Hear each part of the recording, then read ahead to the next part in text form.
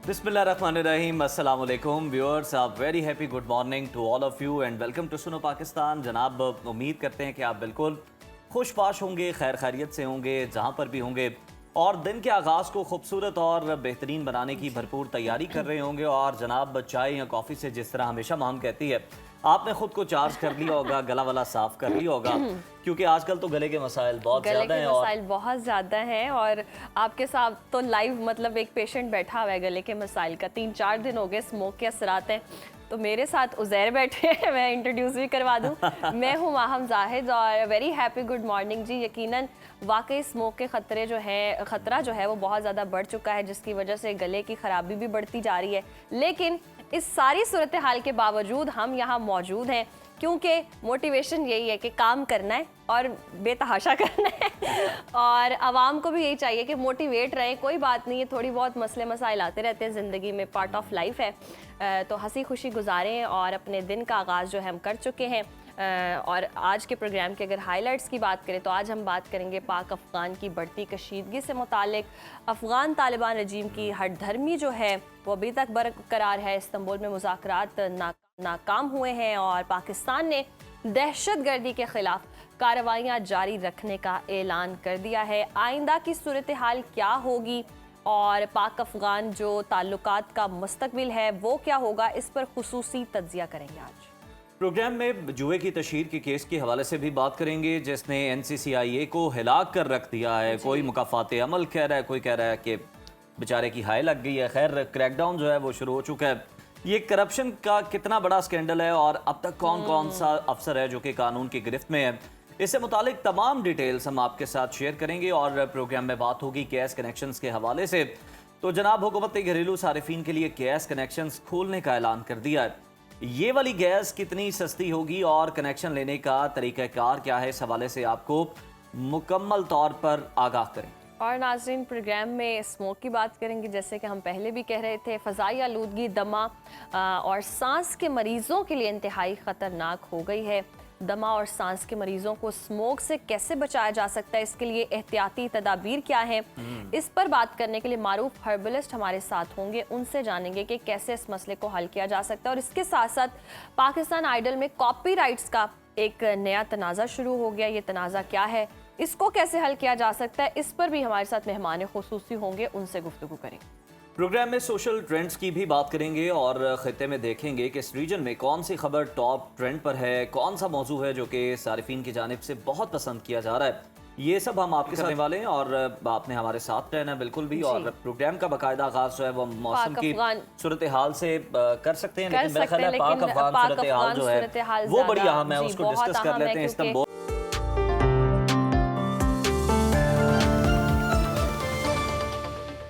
तो नाज़रीन, मुल्क के बेशतर इलाकों में मौसम खुश्क रहेगा, जबकि पहाड़ी इलाकों में सुबह और रात के औकात में मौसम सर्द रहने का इम्कान है। महकमा मौसमियात के मुताबिक फ़ज़ाई आलूदगी के बाइस मशरक़ी पंजाब के अजला स्मोक के ज़ेर असर रहने की तवक्को है। मुख्तलिफ शहरों में मौसम की क्या सूरत हाल है, आइए जानते हैं। सबसे पहले बात करते हैं बुलंदो बाला पहाड़ों की सरजमीन गिलगित बल्तिस्तान की, जहाँ अक्सर मकामात पर मौसम खुश्क रहेगा। गिलगित में ज़्यादा से ज़्यादा दर्जा हरारत अगर हम देखें तो वो है 19 और कम से कम 8 डिग्री तक रहने की तवक्को है। स्कर्दो की बात करें तो यहाँ पर हम देख रहे हैं ज़्यादा से ज़्यादा पारा जो है वो है 12 और कम से कम 1 डिग्री रहने का इम्कान है। महकमा मौसमियात के मुताबिक आइंदा 24 घंटों के दौरान गिलगित बल्तिस्तान में मौसम सर्द रहने की पेशगोई की गई है। और अब रुख कर लेते हैं जन्नत नज़ीर वादी आज़ाद कश्मीर का। यहाँ भी अक्सर इलाकों में मौसम खुश्क रहेगा। दारुल हुकूमत मुजफ्फराबाद की अगर हम बात करें तो यहाँ पर हम देख रहे हैं ज़्यादा से ज़्यादा जो दर्जा हरारत है वो है 26 और कम से कम 10 डिग्री रहने का इम्कान है, जबकि श्रीनगर में ज़्यादा से ज़्यादा दर्जा हरारत जो है 21 और कम से कम 4 डिग्री रहने की तवक्को है। मौसम का हाल बताने वालों ने वादी में सुबह और रात के वक्त ठंड की शिद्दत में इजाफे की पेशगोई की है। बात कर लेते हैं खैबर पख्तूनख्वा की और आपके साथ शेयर करते हैं KPK का मौसम, जहां हम देख रहे हैं कि मौसम खुशगवार हो चुका है। और अगर हम बात करें पेशावर की तो यहाँ पर ज़्यादा से ज़्यादा दर्जा हरारत है 30 और कम से कम 17 डिग्री रहने की तवक्को है। सवात, जिसे पाकिस्तान का स्विट्ज़रलैंड कहते हैं, यहाँ पर हम देख रहे हैं ज़्यादा से ज़्यादा दर्जा हरारत 18 और कम से कम 5 डिग्री रहने की तवक्को है। महकमा मौसमियात के मुताबिक पहाड़ी इलाकों में ठंड का राज बरकरार रहेगा। तो नाज़रीन, अब नजर डालते हैं 5 दरियाओं की सरजमीन पंजाब के मौसम पर, जहां पर हम देख रहे हैं कि ज्यादातर इलाकों में मौसम खुश्क रहेगा। बागों के शहर लाहौर लिए चलते हैं आपको। यहां पर हम देख रहे हैं जो मैक्सिमम टेम्परेचर है वो है 31 और मिनिमम 18 डिग्री रहने का इम्कान है। शहर बेमिसाल इस्लामाबाद की बात करें तो यहाँ पर हम देख रहे हैं ज़्यादा से ज़्यादा पारा जो है 29 है और कम से कम 16 डिग्री रहने की तवक्को है। औलिया के शहर मुल्तान का जिक्र करें तो यहाँ पर ज़्यादा से ज़्यादा टेम्परेचर 32 और कम से कम 19 डिग्री रहने का इम्कान है। महकमा मौसमियात ने आइंदा 24 घंटों के दौरान लाहौर, गुजरावाला, कसूर, शेखुपुरा, उकाड़ा, फैसलाबाद, सियालकोट, खानेवाल, रहीम यार खान, बहावलपुर, मुल्तान और गिरदोनवाह में स्मोक छाए रहने की पेशगोई की है। और अब जिक्र हो जाए रकबे के लिहाज से सबसे बड़े सूबे बलोचिस्तान का, जहां पर हम देख रहे हैं बेशतर इलाकों में सूरज का राज बरकरार रहेगा। फलों के शहर कोयटा की बात करें तो यहाँ पर हम देख रहे हैं ज़्यादा से ज़्यादा जो दर्जा हरारत है वो है 24 और कम से कम 7 डिग्री रहने का इम्कान है। महकमा मौसमियात के मुताबिक आइंदा 24 घंटों के दौरान बलोचिस्तान के शिमाली अजला में सर्दी रहेगी। और आखिर में आपके साथ शेयर करते हैं सुबह सिंध का मौसम, जहां पर हम देख रहे हैं कि मुख्तलिफ और अक्सर इलाकों में मौसम गर्म और खुश्क रहेगा। रोशनियों के शहर कराची की बात करें तो यहाँ पर ज़्यादा से ज़्यादा टेम्परेचर 34 और कम से कम 23 डिग्री रहने का इम्कान है, जबकि हैदराबाद में ज़्यादा से ज़्यादा दर्जा हरारत 34 और कम से कम 26 डिग्री रहने की तवक्को है। मौसम का हाल बताने वालों ने आइंदा 24 घंटों के दौरान सूबे के साहिली इलाकों में कहीं कहीं बादल छाए रहने की पेशगोई की है।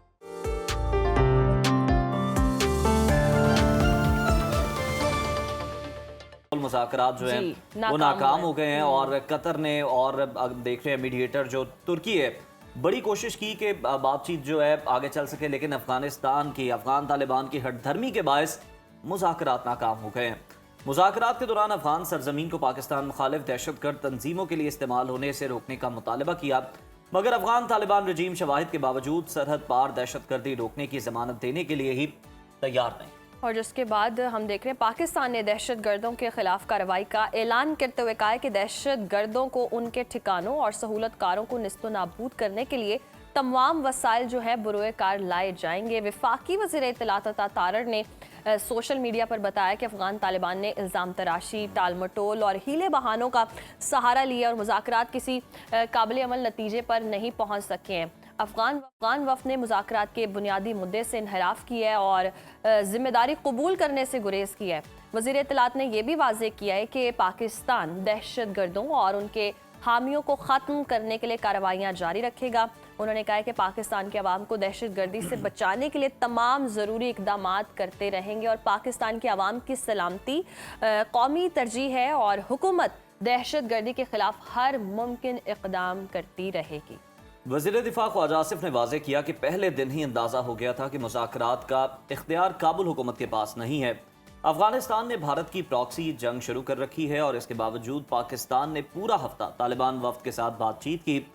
चाहते हैं काबुल इज़्ज़तदार हमसाये की तरह रहे, वरना पाकिस्तान पर उठने वाली आंखें निकाल दी जाएंगी।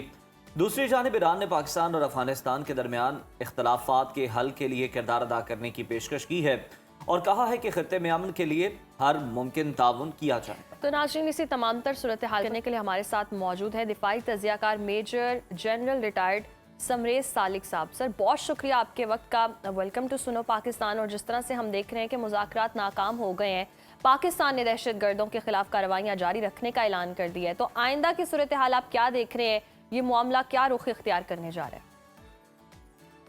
थैंक यू वेरी मच, आपने मुझे अपने प्रोग्राम में मदऊ किया और सुबह बखैर। देखें, ये बहुत खुशाइंद खबर नहीं है।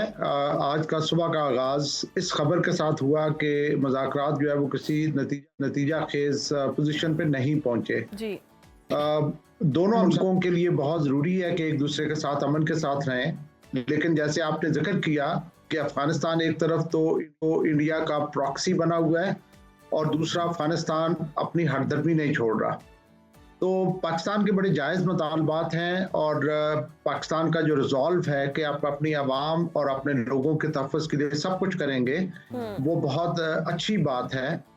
दूसरी तरफ मुझे नज़र आता है कि हमने टेररिज्म से छुटकारा हासिल किया था 2017-18 में।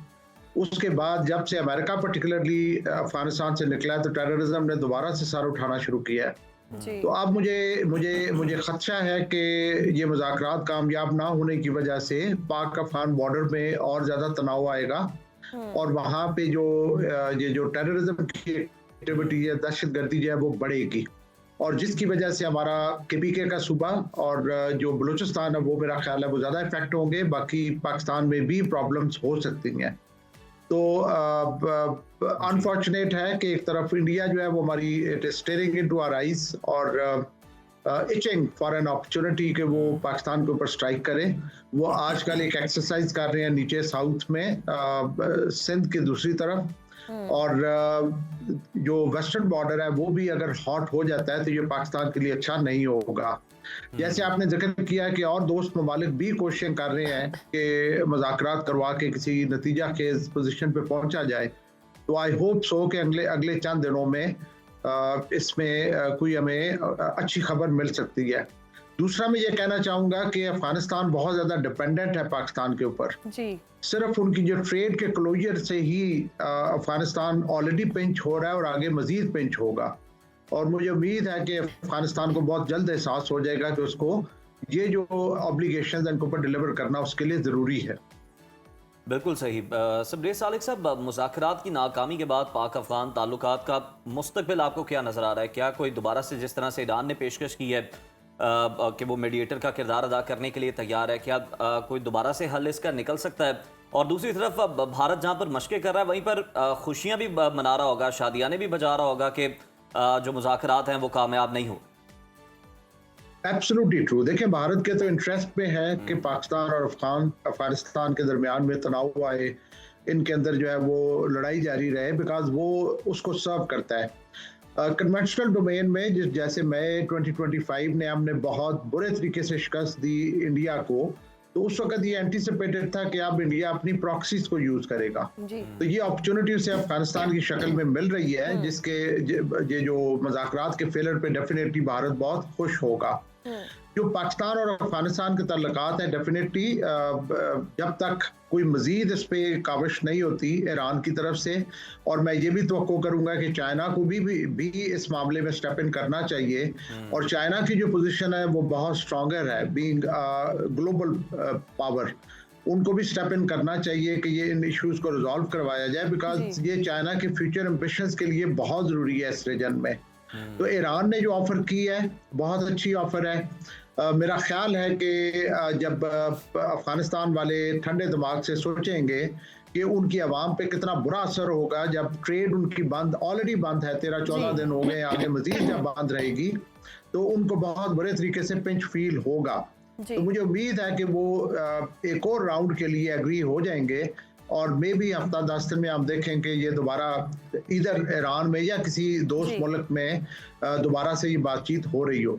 वी होप कि दोबारा से बातचीत शुरू हो। सबरेज सालिक साहब, जिस तरह से हम देख रहे हैं कि इंडिया का एक प्रोपेगेंडा था, पाकिस्तान को दहशतगर्द मुल्क कहता था, लेकिन बुरी तरह नाकाम हुआ। पूरी दुनिया ने देखा कौन दहशतगर्दी की तरफ ज़्यादा तवज्जो रखता है और गामजन है, और जिस तरह से हम देख भी रहे हैं कि अफगानिस्तान की सरजमीन अब भारत दहशतगर्दी के लिए इस्तेमाल कर रहा है।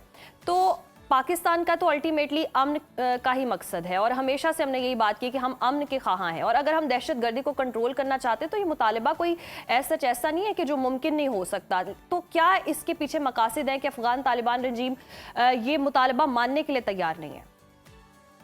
देखिए, इंडिया अगर जो अफगानिस्तान सॉइल को यूज कर रहा है वो मैं कहूँगा कि आज से नहीं बल्कि पिछले 20 साल से यूज कर रहा है जी। जब अमेरिका ऑपरेशन एंड्योरिंग फ्रीडम करने आया था अफगानिस्तान में 2001-2 में, उस वक्त के जो पाकिस्तान के सदर थे जनरल मुशर्रफ, उन्होंने अमेरिका से डिमांड किया था कि northern alliance should not come to Kabul mounting your tanks, क्योंकि नॉर्दर्न अलायंस जो है वो इंडियन अलाय रहा है हिस्टोरिकली। तो northern alliance did come to Kabul mounting US tanks, और जिस दिन नॉर्दर्न अलायंस काबुल में आया उसी दिन भारत भी जो है वो अफगानिस्तान में दाखिल हो गया। तो पिछले 20-25 साल से भारत ने ये एक गंदा काम शुरू किया हुआ है कि वो अफगान सॉइल से, वो भी टाइम था जब पाक अफगान बॉर्डर के साथ 8 काउंसलेट थे इंडिया के, जिनका कोई मकसद नहीं था सिवाय इसके कि वो पाकिस्तान में टेररिज्म करे। इसके अलावा जो डेवलपमेंट वर्क्स इंडिया ने शुरू किए अफगानिस्तान में, उनमें जो मटेरियल इस्तेमाल होता था लाइक एक्सप्लोसिव्स, वो सारे के सारे पेनिट्रेट होते थे पाकिस्तान में और यहाँ पे आईडीज के लिए, बॉम्ब्स के लिए इस्तेमाल होते थे। तो ये काफ़ी देर से इंडिया ने शुरू किया हुआ है और पर्टिकुलरली मई 2025 के बाद जब इंडिया को बहुत सीरियस हजीमत और शर्मिंदगी उठानी पड़ी, उसके बाद से उसने अप स्केल किया ये एक्टिविटीज थ्रू अफगानिस्तान। अफगानिस्तान की क्या मजबूरियां हैं? अफगानिस्तान जो है वो अपनी तरफ से ये जो टीटीपी है उनकी मेहमानदारी कर रहा है। अफगानिस्तान समझता है कि उनके मुश्किल वक्त में टीटीपी ने उनकी मदद की थी, तो अब उनका टाइम है तो वो टीटीपी की मदद कर रहे हैं। और ये अगर आपको याद हो कि जब अमेरिका आया था अफगानिस्तान में, उसकी भी डिमांड यही थी कि जो है उसामा बिन लादेन को हैंड ओवर किया जाए, और अफगानिस्तान ने ये डिमांड मानने से इनकार कर दिया था और उसके बाद ज़ाहिर है उन्होंने जंग का सामना किया। तो इस तरह की हमदर्दी तो उनमें है जो पहले से एग्जिस्ट करती है। और अब उनकी जो अलायंस इंडिया के साथ है, जहाँ से उनको चंद डॉलर्स मिल रहे हैं, चंद थोड़ी बहुत पैसा मिल रहा है, उसके चक्कर में मेरा ख्याल है कि वो इंडिया का साथ दे रहे हैं पाकिस्तान को डैमेज करने के लिए। समरेश सालिक साहब, आपने बड़ी अहम बात की कि जिस तरह से टीटीपी का जो किरदार है, सर 2-3 थ्योरीज हैं जो कि गर्दिश कर रही हैं, आप ज़रा उसमें रहनुमाई फरमाइएगा कि कौन सी ज़्यादा दुरुस्त है। एक तो ये कहा जा रहा है कि शायद ये जो टीटीपी है ये तालिबान के कंट्रोल में भी नहीं रही है, अफगान तालिबान के जिन्होंने इसको बनाया था। दूसरा ये कहा जा रहा है कि जी जिस तरह से मुआशी कोई तजारत तो है नहीं इतने बड़े पैमाने पर, तो इसी तरह से कहीं और दहशतगर्दी करवाकर स्पॉन्सर्ड पैसे कमाए जाते हैं, ये भी एक नैरेटिव है। और साथ ही साथ ये भी कहा जाता है कि जनाब इन्हें जब किसी और मुल्क के साथ मसला हो तो उन पर छोड़ने के लिए रखा गया।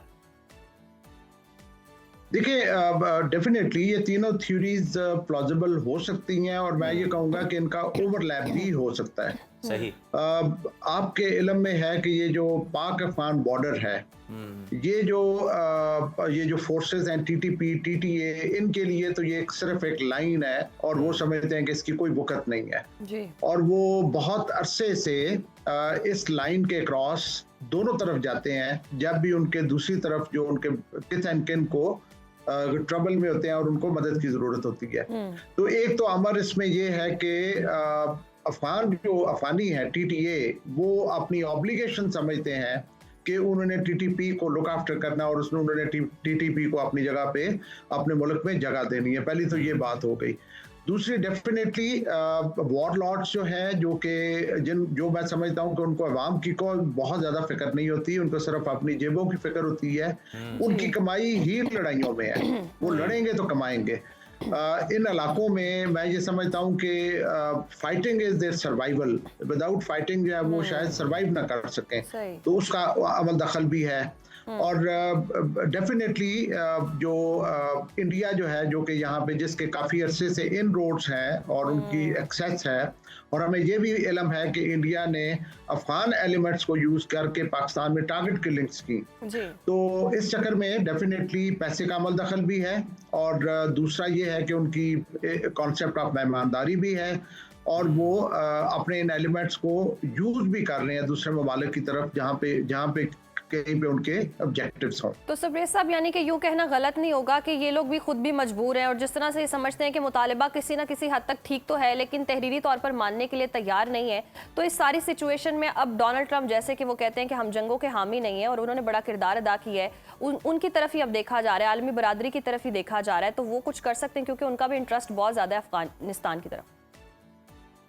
देखिए, दो ही ताकतें हैं जो कि चाहेंगी कि यहाँ पे अमन आए। एक तो चाइना है, चाइना के ऑब्जेक्टिव्स डिफरेंट हैं। चाइना के ऑब्जेक्टिव्स ये हैं कि जो उसके फ्यूचर एम्बिशंस हैं, particularly CPEC, China Pakistan economic corridor, और तो स्टेबिलिटी इस इलाके में बहुत क्रिटिकल है चाइना के लिए। दूसरी ताकत है जो कि बहुत इनके अफगानियों के, ऑल्दो मैं ये कहूँगा कि अमेरिका के बहुत अच्छे रिलेशन नहीं है अफगानिस्तान के साथ। अमेरिका जो है वो डिफीटेड कंट्री है और अफगानिस्तान जो है वो विक्टोरियस कंट्री था, लेकिन फिर भी उनके ऐसे लिवरेजेस हैं। इससे ज़्यादा मैं जो इम्पोर्टेंस देना चाहूँगा वो सऊदी अरेबिया को। सऊदी अरेबिया हमारा दोस्त मुल्क है, उसके साथ अभी रिसेंटली हमारा एक डिफेंस एग्रीमेंट हुआ है। सऊदी अरेबिया के बहुत ज़्यादा स्ट्रेंग्थ्स हैं, मतलब अफगानिस्तान के स्ट्रेंथ सऊदी अरेबिया के हाथ में है। तो सऊदी अरेबिया अगर कोई रोल प्ले करे तो मेरा ख्याल है कि उसके ज़्यादा चांसेस हैं कि ये अफगान गवर्नमेंट और तालिबान गवर्नमेंट वाले उनकी बात मानेंगे। इसके साथ साथ मैं समझता हूँ कि पाकिस्तान को अपना जो ट्रेड कंपोनेंट है, जो लॉजिस्टिक्स कंपोनेंट है, उसको चोक करना चाहिए, चोक किया हुआ है आगे जारी रखना चाहिए, और बहुत जल्द अफगानिस्तान को रियलाइज हो जाएगा कि वो पाकिस्तान के बगैर उनका सर्वाइव करना नामुमकिन है। बिल्कुल सर, ये मुआहदा हो चुका है। और जिस तरह से आपने सऊदी अरब और अमेरिका की बात की, तो सर सऊदीया और अमेरिका के दरमियान भी अब हम देख रहे हैं कि बड़ा मुआहदा जो है वो होने जा रहा है, दिफाई मुआहदे जो हैं वो भी होने जा रहे हैं। तो सर ज़रा उन पर भी कमेंट कीजिएगा, आपकी मौजूदगी का फ़ायदा उठाते हुए जानना चाहेंगे कितने मालियत के ये मुआहदे हो सकते हैं और कितने इंपॉर्टेंट हो सकते हैं? देखिए, सऊदीया जो है एक द सऊदीया कंट्री स्टेट इटसेल्फ और सऊदीया की जो किंगशिप है वो भी इम्पोर्टेंट है। और हमें पता है कि हाउस ऑफ साउथ ने 50s और 60s में ये एग्रीमेंट किए थे, बल्कि आई वुड से कि 70-80s में इनके साथ यूएस के साथ, कि जबकि सऊदी अरेबिया जो है वो डॉलर को यूज करेगा for selling of the oil, और कन्वर्सली जो उसके रिस्पांस में अमेरिका जो है वो सऊदी अरेबिया को सिक्योरिटी प्रोवाइड करेगा। जी। तो ये तो बहुत सारी दहाइयों से अमेरिका जो है वो सऊदी अरेबिया को सिक्योरिटी प्रोवाइड कर रहा है। यस। एक अनरिटन सॉर्ट ऑफ अरेंजमेंट मौजूद है, और हमें अच्छी तरह याद है कि प्रेसिडेंट ट्रंप ने यहाँ तक कहा था कि अगर मैं अपनी सिक्योरिटी अरेंजमेंट यहाँ से उठा लूँ तो शायद सऊदी अरेबिया की गवर्नमेंट जो है वो 2 हफ्ते भी ना सर्वाइव कर सके। तो इस वजह से सऊदी अरेबिया के लिए अमेरिका क्रिटिकल है। प्रेसिडेंट ओबामा के टाइम पे थोड़ा सा बीच में इसमें खिंचाव आया था, जहाँ पे के रिलेशन में थोड़ा सा डिप आया था, लेकिन उसके बाद से दोबारा जो है वो सऊदी अरेबिया और अमेरिका के तल्लुकात में बेहतरी आई। और ये जो एग्रीमेंट सऊदीया और अमेरिका में होने जा रहा है, डेफिनेटली ये लॉन्ग टर्म एग्रीमेंट होगा, और सऊदीया की बहुत ज़्यादा रिलायंस अमेरिका के ऊपर अपने particularly kingdom of Saudi Arabia का अपने सर्वाइवल के लिए। जी।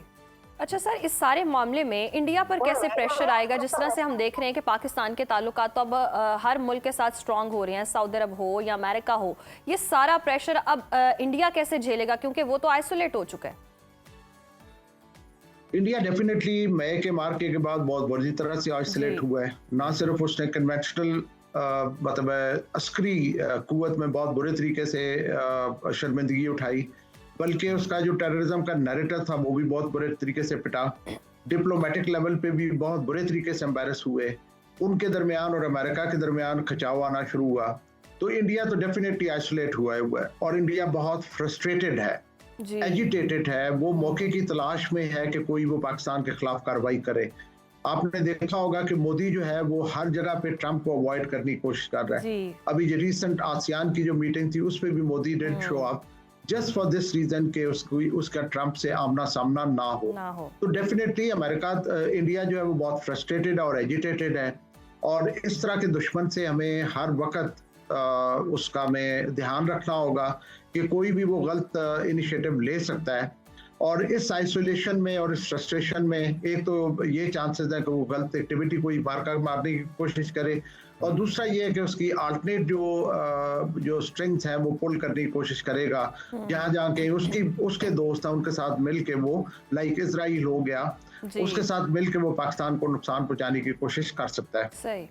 यानी कि इंडिया से हमें यही तवक्को रखनी चाहिए कि वो कभी भी कुछ भी मिस एडवेंचर कर सकता है। Major general retired subarrays Salik साहब हमारे साथ मौजूद थे। आपके वक्त का बहुत शुक्रिया। और यकीनन जिस तरह से हम सूरत हाल देख रहे हैं कि पाकिस्तान अफगानिस्तान वाले से मुज़ाकरात जो हैं वो नाकाम हो चुके हैं, आने वाले वक्तों में इंटरनेशनल प्लेयर्स क्या इसमें रोल अदा कर सकते हैं और मामला किस तरफ जा सकता है, ये तो आने वाला वक्त ही बताएगा। और जैसे जैसे सिचुएशन बदलेगी हम आपके साथ भी शेयर करते रहेंगे। लेकिन फिलहाल प्रोग्राम में यहाँ वक्त है ब्रेक का। देखते रहिए सुना पाकिस्तान।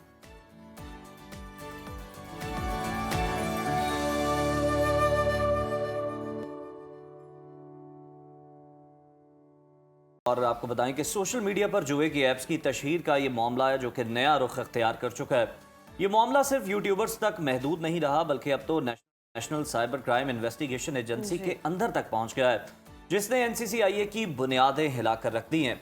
गिरफ्तार यूट्यूबर सादुर रहमान उर्फ डकी भाई की अहलिया अरूब जतोई ने एक FIR दर्ज कराई, जिसमें उन्होंने होशरुबा इंकिशाफात किए। NCCI के अफसरान के खिलाफ रिश्वत और इख्तियारात के नाजायज इस्तेमाल के संगीन इल्ज़ामात लगाए। जी बिल्कुल। और रूप जतोई की दरख्वास्त के मुताबिक मुख्तलिफ मौके पर डक्की भाई के अहले खाना से मजमूई तौर पर 10 करोड़ रुपए से ज़ायद रिश्वत वसूल की गई है। FIA ने दरख्वास्त में मुकदमा दर्ज कर लिया है और कार्रवाई तेज़ कर दी है। इत्तलात के मुताबिक NCCIA के एडिशनल डायरेक्टर सरफराज चौधरी समेत मुतादिद अफसरान को गिरफ्तार भी कर लिया गया। और ख़बरें ये भी आ रही हैं कि NCCIA में करप्शन मामलात पर DG NCCIA जो हैं वकारुद्दीन सैयद को तब्दील कर दिया गया और उनकी जगह अब ग्रेड 21 के सैयद खुरम अली को नया DG NCCIA तैनात कर दिया गया है। इस हवाले से मजीद क्या डेवलपमेंट्स हुई हैं बात कर लेते हैं। हमारे साथ मौजूद हैं इंगेटिव जर्नलिस्ट राय शाहनवाज साहब। राय शाहनवाज साहब, बहुत शुक्रिया आपका, वेलकम टू सुनो पाकिस्तान। राय साहब, सबसे पहले तो आप हमें बताएंगे कि FIR में किन किन का नाम है, क्योंकि ज़राए के हवाले से तो बहुत कुछ आ रहा है कि उसका नाम भी है, उसका नाम भी है, मुख्तलिफ रीजन से, सर्कल से। लेकिन सर, मैं स्पेसिफिकली सरफराज चौधरी साहब से आगाज़ करूँगा। माशरे में पैदा होने वाले बिगाड़ को वो दुरुस्त करने निकले थे, हुआ क्या?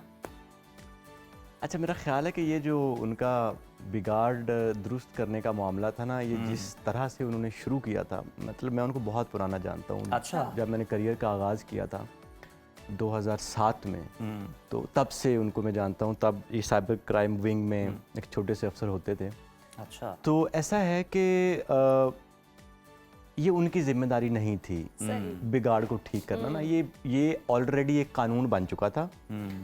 दिलचस्प बात ये है, ये जो FIR अब सामने आई है और इस FIR के जो कंटेंट में जो चीज़ें अभी आप पढ़ भी रही थी और सब जानते भी हैं, कल से चल रहा है, ये कैसे हुआ कि एक तरफ एक कानून पास होता है, ये जो जुआ ऐप्स से मतलब एक नई उसके अंदर अब तरमीम आई थी, पार्लियामेंट उसको पास करती है, बल्कि एक प्रेसिडेंशियल ऑर्डर के ज़रिए वो एक कानून पास होता है, तो सदारती ऑर्डिनेंस के ज़रिए। तो क्या होता है कि ये अपने जो सरफराज चौधरी साहब हैं, ये एक ग्रुप बनाते हैं। अच्छा। सहाफ़ियों का, लाइक उसमें कोई 200-250-300 लोगों को डालते हैं। अच्छा। और उसकी कॉपी ऑर्डिनेंस की उस ग्रुप के अंदर शेयर करते हैं और अगले कुछ दिनों में डक्की भाई को गिरफ्तार कर, तो वो खुद उन सारी खबरों को डिसमिनेट कर रहे थे लोगों तक के ये। और फिर आपने देखा पिछले कुछ दिनों में वो बहुत टीवी पे आ रहे थे, बहुत एक्टिव थे। लग रहा था सारा कौम का दर्द उन्हें है, लेकिन आई डोंट नो, अब जिस तरह की ये FIR आई है, और मेरा ख्याल है कि FIR में ये लफ्ज़ लिखा हुआ है कि इब्तदाई इंक्वायरी में ये बातें साबित हो गई हैं। ये सिर्फ अरूबा की दरख्वास्त नहीं है। अच्छा। ये जो हम पढ़ रहे हैं, ये FIA ने इसके ऊपर अपनी तहकीक मुकम्मल कर ली है। और उसमें जो, और लेकिन उसमें अभी भी मुझे लग रहा है कि FIR के कुछ कंटेंट पर दिलचस्प है। अच्छा। जो उस्मान है असिस्टेंट डायरेक्टर जो तफ्तीश कर रहा है इस सारे केस की, वो खुद तो 90 लाख रुपया ले रहा है और उसमें से ये FIR जो कह रही है, और सबसे ज़्यादा जो चंक है पैसों का वो उसके पास है। अच्छा। लेकिन सरफराज चौधरी साहब को सिर्फ 5 लाख उसमें से उनके हिस्से में, एडिशनल डायरेक्टर जो हैं उनको, तो यानी कि ये 10 करोड़ जो ये बांट रहे हैं आपस में, ये तो ये FIR का हिस्सा है। ये FIR का हिस्सा है, इंस्पेक्टर का भी रेट नहीं है मैं वही, लेकिन एडिशनल डायरेक्टर साहब को 5 लाख, जो FIR कह रही है कि उनको 5 लाख मिला है। तो मेरा ख्याल है कि अभी भी I don't know about it, इसके ऊपर अभी काम होगा तो देखेंगे कि FIR में भी कुछ अफसरान को बचाने की कोशिश की गई है। ज़ाहिर है, अगर आपने रोल डिफाइन कर दिया ना FIR के अंदर कि आपका 5 लाख का रोल है, आपका जो है वो $3 लाख का रोल है, तो $3 लाख वाले को आपने बड़ा मुल्ज़म बना दिया ना।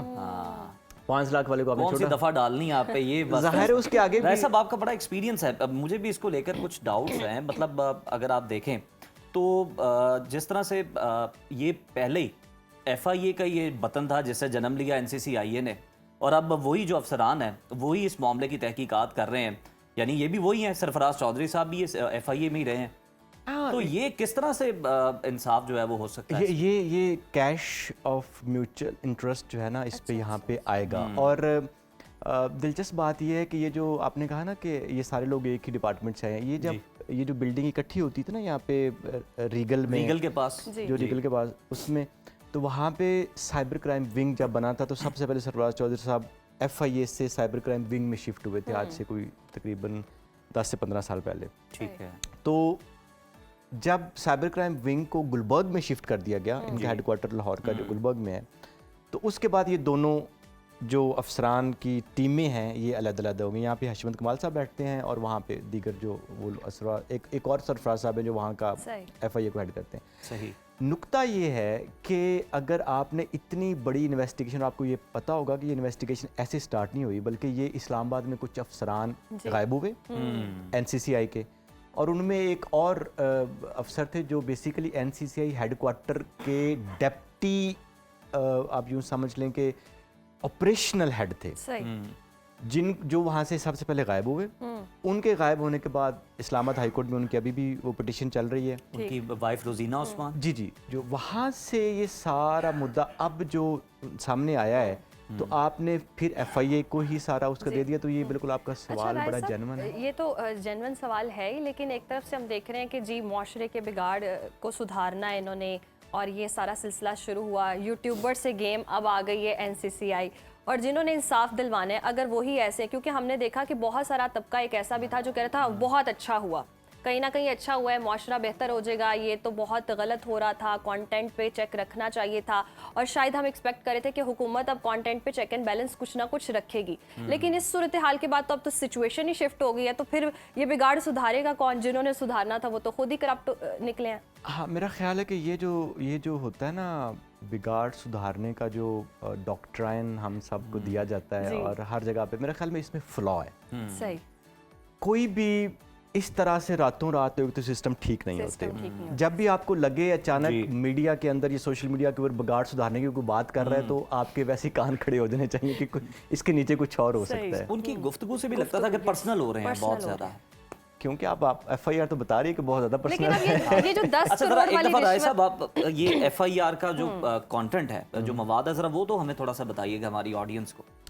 अच्छा, FIR ये कह रही है कि जो अरूबा जतोई हैं, जो कि डक्की भाई की अहलिया हैं, उन्होंने दरख्वास्त दी, ठीक है, और उस दरख्वास्त में उन्होंने ये इल्ज़ाम आयद किया कि डक्की भाई को ज़मानत देने के लिए, यानी कि जो ज़मानत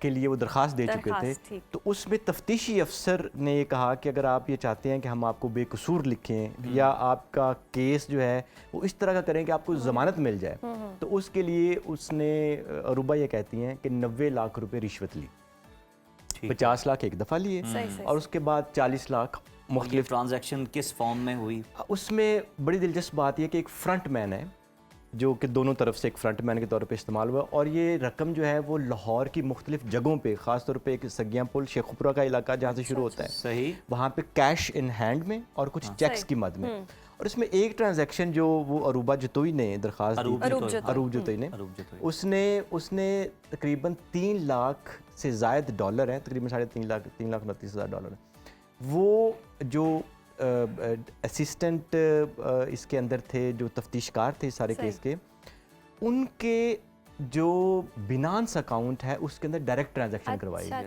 डिजिटल करेंसी में। तो इसका मतलब ये हुआ कि इन्होंने वो सारी रकम, और जो तफ्तीशकार हैं जो अभी तफ्तीश जिन्होंने की है, जिसके बाद इब्तदाई तफ्तीश करने के बाद FIR दर्ज हुई, तो उन्होंने ये सारा रिकॉर्ड अपने कब्जे में ले लिया हुआ है।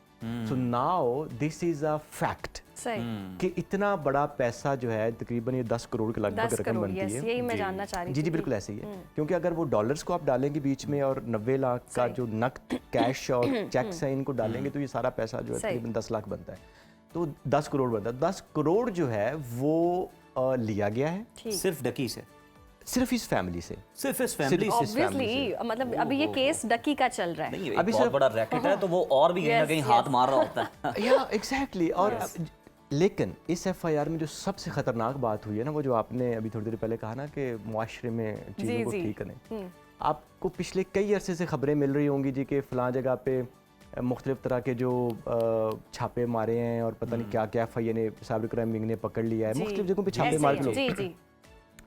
इस FIR के मुताबिक वो सारा फेक था। Oh my God. वो लोगों को पकड़ते थे और उनको ब्लैकमेल करते थे, और ये पूरा ग्रुप ऑफ ऑफिसर्स जो था, और उनसे पैसे लेते थे और उनको छोड़ देते थे। और हमें मीडिया में ये खबर देते थे खबर कि दे जी देते हम थे। तो देखें। इनमें से अब कोई गिरफ्तार भी हुआ? अब तक कितने अफसरान गिरफ्तार आवे हुए? का आवा बिगड़ा हुआ है। ब्लास्फेमी केस में भी FIA के अफसरान के नाम आए। ये सरफराज चौधरी साहब का नाम था अच्छा। उसमें भी। मतलब ये हो क्या रहा है, ये इदारा कर क्या रहा था, ये मतलब इतना शुतरे बेमहार था। मेरा ख्याल है कि अब कुछ लोगों को समझ आना शुरू हो गई है कि जब तक इदारे ठीक नहीं होंगे सिस्टम ठीक नहीं सिस्टम ठीक होगा। नहीं होगा। सो महज नारों से और महज इस तरह का मंजन बेचने से कि जी हम Content पे check and balance हाँ, रख रहे वो इस तरह की बातें की बजाय सिस्टमेटिक चेंज जब तक सही। नहीं आएगा ना, तो मेरे ख्याल में अब शुरू हो गया है। तो ये रजब भट्ट का केस भी यही लोग देख रहे हैं, आगे वो यही सब कुछ होगा और रजब भट्ट का फिर आगे मामला कैसे? रजब भट्ट इज लिटिल डिफरेंट। अब देखें ना, ये तो डक्की का तो हमें ये लगा कि प्रॉपर प्लानिंग, डक्की 16 अगस्त को एयरपोर्ट से निकल रहा था अच्छा। When he was arrested. तो वहाँ से जो FIA की टीम थी उसने उसको जहाज़ पे चढ़ने नहीं दिया। सही, जी। सही, इट मीन्स कि उससे बहुत पहले ये प्लान करके बैठे हुए थे कि इसको कहाँ से पकड़ना है। और उसी वक्त वो कानून जिसका मैं जिक्र कर रहा था कि वो कानून पास हुआ था। जी। कानून पास होने के फौरी बाद आपके दिन में एक आइडिया आता है कि now where to apply this. तो आप अचानक एक आपको पता है कि कहाँ कहाँ पे लोग बैठे हुए हैं। अब मसला ये कि रजब भट्ट ने फौरी तौर पे कोई ऐसा काम नहीं किया था, जैसे ये बैटिंग यानी जुए की एप्स की तशहीरी मुहिम ये काफ़ी अरसे से चल रही है। टिकटॉकर बहुत चला रहे टॉकर बहुत ज्यादा चला। थे, लेकिन ऐसे बंदे को पकड़ा रहे जिसके पास पैसा बहुत है ओके। और जिसने फौरी तौर पे कोई कानून बनने के बाद भी ऐसी बात कर दी है। तो रजब भट्ट की ये मतलब प्लानिंग के थ्रू लकीनेस ये है कि उसने कानून बनने के बाद ऐसा कुछ कंटेंट बोला नहीं अच्छा राय साहब, कभी कभी आपके जो बड़े बोल हैं वो आपको मरवाते हैं, बल्कि ज़्यादातर यही होता है। आपको लगता है सरफराज के केस में खाली ये डकी वाला या रूप से जो माल बनाना है 10 करोड़ लेना, तो यही नहीं है, बल्कि वो एक इदारे का नाम भी इस्तेमाल करते थे, एक तासुर वो दिया करते थे मेन स्ट्रीम पे ना सही, लेकिन पॉडकास्ट में जब इधर वो डिजिटल मीडिया पे इंटरव्यूज देते थे तो तासुर ये देते थे कि एक एजेंसी है उसकी माँ पर जनाब वो ये कार्रवाइयाँ कर रहे हैं, और मेरा ख्याल है फिर वही उनके गले का तौक बना। मेरा ख्याल है कि ये ना पूरे पाकिस्तान का कल्चर हो गया हुआ है। आप भी थोड़ी देर पहले कह रहे थे कि यहाँ पे सिग्नल नहीं आते। मैं तो वाईफाई वही फैसिनेट दिस थिंग ना, तो वो ज़ाहिर है ये फिर हर चीज़ हर बंदे को पता है, क्योंकि आप थोड़ा सा भी नीचे जो आगे ऐसे करके बोलेंगे ना जरा हाँ जी हम वो हैं, सही। तो लोग इंस्पायर हो जाते हैं। Inspire हो तो जाते हैं। ऑफिसर्स और ये सारा ये कल्चर है हमारा, पता नहीं अच्छा, क्यों इन्होंने ये गलत है नाम भी। इस्तेमाल किया है, इस गलत बात की भी नाम। आपके सामने सजा भुगत रहे हैं। मेरा ख्याल है कि इस चीज़ की सजा तो वो कारमे में आ गए हैं। अब क्या इनको कितना मुकाफाते अमल संगीन- कह लें, मतलब अब यहाँ अगर हाय ये- लग गई है। हाँ, ये इल्जामात अगर साबित, वैसे तो ऑलमोस्ट अब देख लें हम के चीजें सामने आ ही रही हैं, तो इनके लिए कितना संगीन होगा, आगे कितना शिकंजा इनके खिलाफ अब होने वाला है, क्योंकि यूट्यूबर्स के खिलाफ तो सख्ती थी ही, हम बोल रहे थे यूट्यूबर्स के खिलाफ शिकंजा सख्त हो गया, अब इंसाफ इनके लिए कैसा है? मेरा पर्सनल ख्याल ये है कि जिस तरह से ये गिरफ्तारियां हुई हैं और ये जो FIR दर्ज हुई है और इन गिरफ्तारियों से पहले जितना काम हुआ है, सही। ये महज जिस तरह चौधरी साहब ने खुद प्लान करके काम किया था, प्लान। उससे बड़ा प्लान है। सही। और मुझे ये लग रहा है कि ये सारी शिकायत पहले किसी हायर फोरम पे गई है, ओके। वहाँ पे लोगों ने सर जोड़ के बैठे हैं जिन्होंने ये सारा कुछ देखा है और इतना कुछ वो सामने फिर आया है, तो मुझे लग रहा है कि they are going to have a very tough trial now. अच्छा राय साहब, आपको लगता है कि अरूप जदोई ने या फिर डकी की फैमिली ने बड़ा स्मार्ट प्ले भी किया है? उन्होंने अगर ये ट्रांजैक्शंस की हैं तो उन्होंने सबूत भी रखे हैं, फिर कहीं ना कहीं उन्होंने वो पेश भी किए हैं, जिसके बाद ये सारी कार्रवाई आगे बढ़ी। मेरा ख्याल उन्होंने बहुत अच्छा किया है। जी। देखिए, अगर उनका कोई जुर्म था तो उस जुर्म की सजा होती ना। बिल्कुल। और उसके अलावा अगर आप उनको ब्लीड कर रहे हैं थ्रू मनी और आपका एक और तरह का प्लान सामने आ रहा है और उनको फील आना शुरू हो गई थी कि आप उनसे बहुत, और पैसे फिर आप सिर्फ 40-50 लाख 90 लाख पे नहीं आप रुके, आप डॉलरों में चले गए हैं और आप, तो मेरा ख्याल है कि they played it very well. और आज जितना उन्होंने अच्छा प्ले किया है, जितना उसका रैकेट रखा है, जितने सबूत लेके आए, अब अगले ट्रायल में उनको उसका फायदा होगा। तो लेकिन जमानत हो जाएगी होगा। डकी की। लेकिन मेरा पर्सन, हाँ यही जुमला मैं कहने लगा था, लेकिन एक बात ध्यान में रखिएगा कि जो कानून मौजूद है कि जुआ या जुआ ऐप्स को आप प्रोलिफरेट नहीं कर सकते और जिसके तहत मुकदमा दर्ज हुआ है, डक्की इस नए केस से उससे बच नहीं सकते। अच्छा। उसका ट्रायल होगा। सही सही सही। और अगर कानून के अंदर उनकी जमानत है तो मिलेगी, अगर कानून के अंदर जमानत नहीं है तो नहीं मिलेगी। ऐसा नहीं है कि रिश्वत वाला केस तो अफसरान वो का अलग जी, है, वो अलग ठीक है, हो गया। इससे उनका ओरिजिनल केस पे कोई इम्पैक्ट नहीं आने वाला। प्रॉब्लम सिर्फ फ़र्क ये पड़ा है कि जो अफसरान उनको इस मुकदमे की आड़ में ब्लीड कर रहे थे फाइनेंशियली, सही। वो सारा कुछ बंद हो गया और अब आई होप के कानून के मुताबिक उनके खिलाफ। अच्छा राय साहब, लास्टली मुझे ज़रा ये भी मैं आपसे जानना चाहता हूँ कि ये यार में नाम सामने आए हैं, यही हजरात हैं या कुछ और भी आने वाले दिनों में नाम आ सकते हैं साहब? मेरा नहीं ख्याल, क्योंकि अभी जो एफआईआर दर्ज हुई है उसमें तकरीबन 9 लोगों के नाम है, जिसमें 8 जो हैं वो एफआईए के, और सबसे बड़ा जो अफसर है उसमें ये एडिशनल डायरेक्टर साहब हैं जी।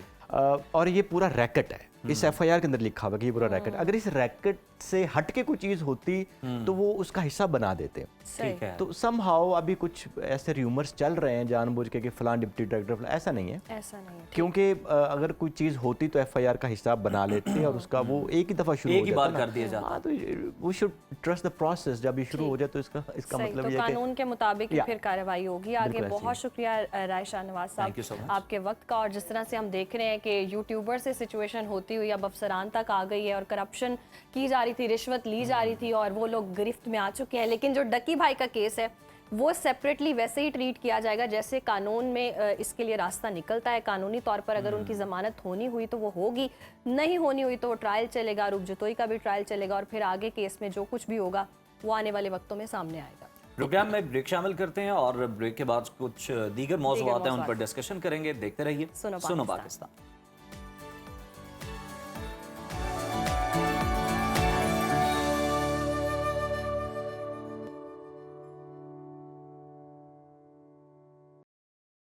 तो नाज़रीन, हुकूमत ने मुल्क भर में घरेलू गैस कनेक्शन खोलने का ऐलान कर दिया है।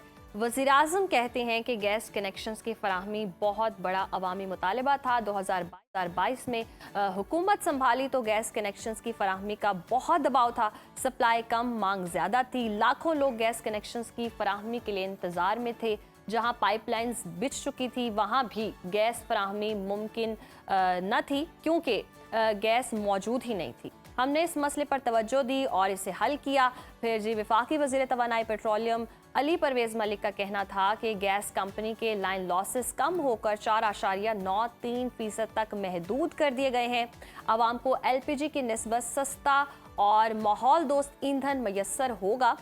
हुकूमत जो है वो घरेलू सारिफीन के साथ सनतों को भी सस्ते ईंधन की फराहमी के लिए कोशां है। वफाकी वज़ीर ने बताया कि गुज़श्ता 1 साल के दौरान 29 अरब रुपए का रिकॉर्ड मुनाफा हासिल किया गया है। इसी तमाम तर सूरत-ए-हाल पर बात कर लेते हैं एनर्जी एक्सपर्ट डॉक्टर बशारत हुसैन साहब मौजूद हैं। बहुत शुक्रिया डॉक्टर साहब आपके वक्त का। सर, RLNG असल में क्या है और आम गैस से ये किस कदर मुख्तलिफ है, कितनी महंगी है? देखिए, ये RLNG जो है ये इंपोर्ट होती है। गैस तो वही है जिसको मीथेन कहते हैं, जो कि आपके चूल्हों में आती है, जिनके पास कनेक्शन मौजूद हैं, जिसको सुई गैस भी कुछ लोग कहते हैं। ये एक्चुअली मीथेन गैस होती है, जो कि पाकिस्तान में पहले बहुत ज़्यादा वाफिर मकदार में थी, लेकिन इसके आहिस्ता आहिस्ता जो ज़ख़ायर हैं वो कम होते चले जा रहे हैं, डिप्लीट हो रहा है ये रिसोर्स, तो उसकी वजह से मुल्क में कमी आई है गैस की। तो अब ये था कि millions of applications were there कि जो लोगों ने अप्लाई किया हुआ था नए कनेक्शंस के लिए, अब उनको नए कनेक्शंस इसलिए दिए नहीं जा रहे थे कि मुल्क में गैस की कमी हो गई थी, उस गैस की जो कि पाकिस्तान से निकलती है। लेकिन दरमियान में एक ये पॉलिसी आई 2016 में, जिसमें कि हुकूमत उस वक्त भी नून लीग की थी और ये शायद खाकान अब्बासी साहब इसके जो है मेरा ख्याल है उसको कहना चाहिए कि वो खालिक थे इस पॉलिसी के। उन्होंने ये किया कि पाकिस्तान में LNG बेस्ड पावर प्लांट्स लगवाए और LNG इंपोर्ट करवाना शुरू किया, LNG के मायदे किए कतर के साथ। अब ये हुआ कि LNG जो है क्योंकि इंपोर्ट होती है तो आपको इसकी कीमत डॉलर्स में देनी पड़ती है। पाकिस्तान पहले ही आपको पता है कि एक गरीब मुल्क है जो कि IMF के कर्जे पर चलता है, और ऐसे मुल्क में जिसमें कि ज़र मुबादला के ज़खायर पहले ही बहुत कम हैं, उसमें अगर आप ईंधन भी जो है वो इंपोर्ट करेंगे, ऐसा ईंधन जो कि पाकिस्तान में पैदा होता रहा है जी, तो फिर मैं समझता हूँ ये तबाही की तरफ पाकिस्तान के ख़जाने को, इकोनॉमी को लेकर जाना है। दूसरी बात, आवाम के लिए ये बहुत महंगी पड़ेगी उस गैस से जो कि आपको सुई गैस से कहते हैं, वो जो आती थी महंगी पड़ेगी। हुकूमत ये दावा कर रही है कि 35 से 40% LPG से सस्ती पड़ेगी। अब ये दावा अभी है, लेकिन ये है कि कनेक्शन देने के बाद इनका तो ये होता है ना, हर 2-3 महीने के बाद उसकी कीमत बढ़ाते हैं। आपको मालूम होगा कि 2016 से पहले तक गैस का सर्कुलर डेट 0 था, कुछ नहीं था, और बिजली का सर्कुलर डेट जो था वो बढ़ रहा था, हर साल बढ़ता था, बहुत ज़्यादा होता था, जिसकी मुख्तलिफ वजूहात हैं, जैसे मैंने पहले प्रोग्राम्स में आपको बताया है, जिसमें कि कैपेसिटी पेमेंट्स देना, यानी मुल्क में रिक्वायरमेंट 7-8 हज़ार की है सर्दियों में मेगावाट्स की बिजली, और हमने लगा दिए 40,000 मेगावाट्स के, तो वो जो डिफरेंस है वो कैपेसिटी पेमेंट्स में जाता है, फिर बिजली की चोरी होती थी। तो बिजली का सर्कुलर डेट बहुत ज्यादा था, लेकिन गैस का सर्कुलर डेट बिल्कुल नहीं था। इस एलएनजी इंपोर्ट बशारत करने की पॉलिसी साहब, अगर हम से सबसे बड़ा जो नुकसान हुआ है डिफरेंशिएट कि करना चाहें, अगर सादा अल्फाज में समझना चाहें कि नई पाइपलाइंस तो लगी नहीं है, ऑलरेडी जो गैस मौजूद है वो मिक्सचर बनकर वो फिर किस तरह से आवाम को सहूलत फराहम करेंगे, कैसे इस तरह से फायदा मिलेगा हमें? देखें, जो नए कनेक्शंस लेंगे उन्हें नए रेट पर दी जाएगी, और उनसे जो एप्लीकेशन फी है वो भी ज्यादा ली जाएगी, जो कि 40 से 50 हजार रुपए तक होगी। फिर अगर वो डॉक्टर emergency में साहब, लगवाना इसमें चाहेंगे, एक चीज की तो, क्लैरिटी चाहिए कि सप्लाई के हवाले से कि मतलब आरएलएनजी के लिए कोई अलग पाइपलाइन बिछाई जाएगी, मतलब वो किस तरह से बिछाई जाएगी, इसको किस तरह डिफरेंशिएट किया जाएगा? देखें, अगर आप अलहदा पाइपलाइन बिछाते हैं तो एक बहुत बड़ा खर्चा है। जी हाँ, बहुत बड़ा खर्चा है, जो कि हुकूमत इसकी मुताम्मल नहीं हो सकती। तो पाइपलाइन वही होगी जहां तक मैं समझता हूँ। और जो लेकिन नए सर कनेक्शन इसी बेस पे तो नए कनेक्शंस लगाए गए हैं, आरएलएनजी की की बेस पर ही तो नए कनेक्शंस हैं, और सुई गैस से फिर ये किस तरह से डिफरेंशिएट कर सकेंगे? गैस तो मैंने जैसे आपको बताया ना, एक ही होती है, मीथेन गैस होती अच्छा। है ये। तो उसमें ये करेंगे कि जो नए कनेक्शंस लेंगे उनके साथ ये मुआहदा करेगी हुकूमत, जहां तक मैं समझता हूँ, कि वो आरएलएनजी के रेट्स पर उनको बेचेंगे, और जिनके पास पुराने कनेक्शंस हैं उनको जो है वही जो पुराना उनका रेट है उस पर दी जाएगी। लेकिन देखें, ये एक बहुत ही गलत पॉलिसी है मेरे हिसाब से। मैं एक एनर्जी एक्सपर्ट हूँ, मैं क्लाइमेट चेंज का भी एक्सपर्ट हूँ। मैं आपको बता रहा हूं कि ये एक बिल्कुल गलत पॉलिसी है और ये फेल होगी पूरी तरह। करना क्या चाहिए? आपके मुल्क में इस वक्त 8,000 मेगावाट्स की रिक्वायरमेंट है, और बिजली आप 40,000 मेगावाट्स पैदा करने के प्लांट्स आपने लगा दी। आप बिजली पर ले जाएं सारा। अब बिजली के स्टोव्स आ गए हैं, ओवन्स आ गए हैं, हर तरह के। आप लोगों को ये तरगीब दें कि वो बिजली के ऊपर जो है जाएं बजाय गैस के। और बिजली तकरीबन हर जगह मौजूद है, जहां नहीं है वो सोलर से जो है वो ये काम ले सकते हैं, वो बायोगैस से काम ले सकते हैं। जिन गाँव में बिजली नहीं है उनको बायोगैस के जरिए कनेक्शन दिए जाएं, बजाय इसके कि उनको एक इम्पोर्टेड एलएनजी पर डाल दिया जाए, इंपोर्टेड आरएलएनजी पर डाल दिया जाए। तो बशारत साहब, हुकूमत इस तरह के फैसले करती क्यों है? जैसे गर्मी आती है बिजली की कीमतों में इजाफा हो जाता है, सर्दी आने लगती है तो गैस महंगी हो जाती है। ये क्या एक पॉलिसी है कि जैसे जैसे जिस चीज की डिमांड ज्यादा बढ़ेगी उस चीज की महंगाई भी ज्यादा हो जाएगी? देखें, बिजली और गैस की कीमतें तो चाहे सर्दी हो या गर्मी हो हुकूमत बढ़ाती है, बढ़ाती चली जा रही है, और अब इतनी ज्यादा बढ़ा दी है कि वो अफोर्डेबल नहीं रह गई। आप ये देखें कि मैं अल्टरनेटिव एनर्जी डेवलपमेंट बोर्ड में डायरेक्टर जनरल रहा हूँ, चीफ एग्जीक्यूटिव ऑफिसर का भी मेरे पास चार्ज है। उस वक्त जब हम ये आज से 10 साल पहले लोगों को कहते थे कि आप सोलर लगवाएं, तो बहुत कम जो है लोग लगवाते थे। अब आप अपने घर से बाहर, अपने ऑफिस से बाहर नजर डालकर देखें कि आपको तकरीबन 90% घरों पर सोलर पैनल्स लगे हुए नजर आ रहे हैं, कमर्शियल बिल्डिंग्स पर नजर आ रहे हैं, इंडस्ट्री पर नजर आ रहे हैं। वजह कि आपने ग्रिड की बिजली इतनी महंगी कर दी है कि वो इंडस्ट्री अफोर्ड कर सकती है, डोमेस्टिक कंज्यूमर अफोर्ड कर सकता है।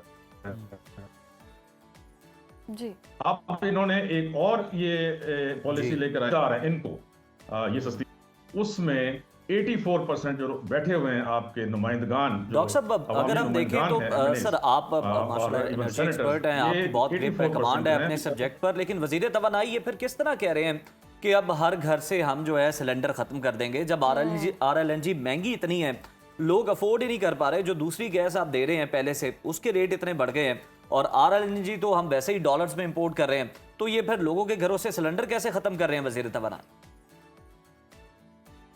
देखें, बात यह है ना कि ये सिर्फ जो है जो एलएनजी के मुआहदे कर चुके हैं और बाहर से जो है ये एलएनजी आ रही है, जिसमें कि जिसके लिए डॉलर दिए जा रहे हैं, जिसकी कोई ज़रूरत नहीं है, ये डॉलर्स दिए जा रहे हैं, उन डॉलर्स को जो है आगे उस डॉलर से ली हुई एलएनजी को जो मुआहदे किए हुए हैं इस्तेमाल करने के लिए ये पॉलिसी लाई जा रही है। और हुकूमत जो है इस तरह के बयान दे रही है कि हम सिलेंडर खत्म कर देंगे। मैं आपको उसका सही तरीका बता रहा हूँ।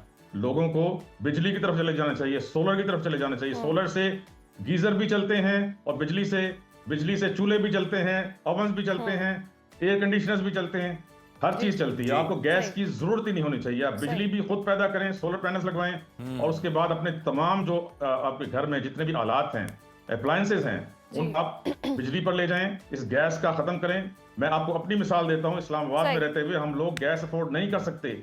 हमारे 1-1 लाख रुपए बिल आता है, हीटर्स अगर आप लगाएं और आप गीजर्स लगाएं। हम सब लोगों ने अपने जो अप्लायंसेज हैं वो बिजली पर कर लिए हैं। सोलर गीजर्स हैं, सोलर जो है से चलने वाले एयर कंडीशनर्स हैं, सोलर से चलने वाले हीटर्स हैं। हर चीज जो है वो सोलर पर जब आप ले जाएंगे तो अच्छा ये बिशारत साहब जरा imported क्विकली gas की- कमेंट कीजिएगा इस पर कि 1 MMBTU पर सार्फिन को कितने चार्जेस देने होंगे, क्योंकि पहले तो 400 तक के चार्जेस थे, अब ये कहा जा रहा है कि 3000, तो ये डिफरेंस कैसे इतना होता है? देखिए, मैंने जैसे अर्ज किया ना कि ये इंपोर्टेड चीज है, और अभी जो हुकूमत जिस कीमत पे लोगों को कह रही है कि आप ये लगवाएं, ये कीमत जो है 3 महीने के बाद ये फिर बढ़ाएंगे, उसके 3 महीने के बाद फिर बढ़ाएंगे, ठीक है ना। ये बढ़ाकर 1 साल में आप देखिएगा कि इससे डबल ट्रिपल हो जाएगी। अच्छा। तो जो इस ट्रैप में आ जाएगा, अगर वो अफोर्ड कर सकता है तो वो जरूर लगवाए। लेकिन ये है कि मैंने आसान तरीका बता दिया है। आपको रिन्यूएबल एनर्जी की तरफ जाना पड़ेगा, आपको सोलर की तरफ जाना पड़ेगा। हर अपना जो अप्लायंस है, चाहे वो हीटर है, चाहे वो गीजर है, उसको या चूल्हे हैं, उसको आप सोलर पर कीजिए, उसको बिजली पर कीजिए, ग्रिड वाली बिजली इस्तेमाल करें, ताकि जो डिफरेंस है जिसकी वजह से आप इतना ज्यादा सर्कुलर डेट जो है आपका बन रहा है कि 8000 मेगावाट्स आजकल सर्दियों में रिक्वायरमेंट है, और आपने 46000 मेगावाट्स के पावर प्लांट्स लगाए हुए हैं, तो आप इतना जो बगैर बिल्कुल बिजली ठीक पैदा है किए डॉक्टर हुए साहब, पे कर रहे आपने हैं। बता दिया कि ये जो पॉलिसी है गवर्नमेंट की, ये काबिल अमल नहीं है और इसका नुकसान होगा आवाम के लिए, अवामी मफाद में। तो आपका मशवरा यही है बतौर एनर्जी एक्सपर्ट कि आवाम को चाहिए कि सोलर पे मुंतकिल हो जाए, और ये जो आप घरों में चूल्हे यूज़ कर रहे हैं, RLNG बहुत महंगी पड़ने वाली है, तो आप इलेक्ट्रिक स्टोव जो हैं उनका इस्तेमाल करें, और इस तरह की जो अप्लाइंसेज हैं वो सारी इलेक्ट्रिक पे शिफ्ट कर दें, और उसके लिए जो बिजली है वो आप खुद बनाएं भी सोलर की सूरत अब में। मैं सोच रही हूँ कि लकड़ियाँ जलाकर ही अपना सर्दियों में हाथ सेक सकते हैं, गैस का तो कहाँ फिर आपकी आंखों में आंसू आते रहेंगे। लेकिन फिर स्मोक का मसला होगा, बड़े बारबेक्यू पे पाबंदी है तो आप पे भी लग जाएगी फिर। मसाइल। यहाँ वक्त है ब्रेक का। देखते रहिए सुनो पाकिस्तान।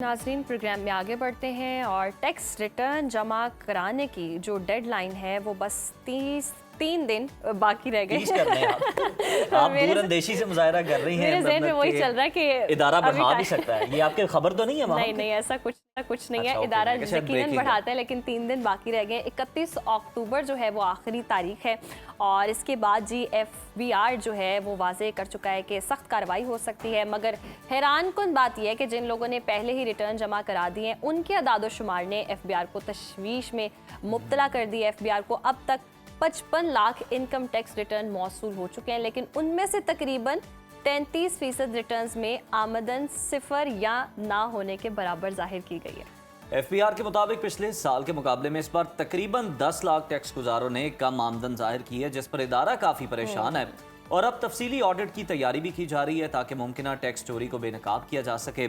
इसी पर डिस्कशन कर लेते हैं। हमारे साथ मौजूद हैं टैक्स बार एसोसिएशन के सदर आशिक अली राना साहब। आशिक अली राना साहब, कहते हैं आपको शो में। सबसे पहले तो हमें ये बताएं कि हम इतनी अवेयरनेस फैलाते रहे, आप भी बात करते रहे कि नील ना शो करें, कम ना शो करें, आप पकड़े जाएंगे, क्योंकि बहुत सारी चीज़ें हैं जिससे वो आपको क्रॉस चेक भी कर रहे हैं, लेकिन उसके बावजूद ये रुझान बढ़ता ही चला जा रहा है। अब इनका क्या होने वाला?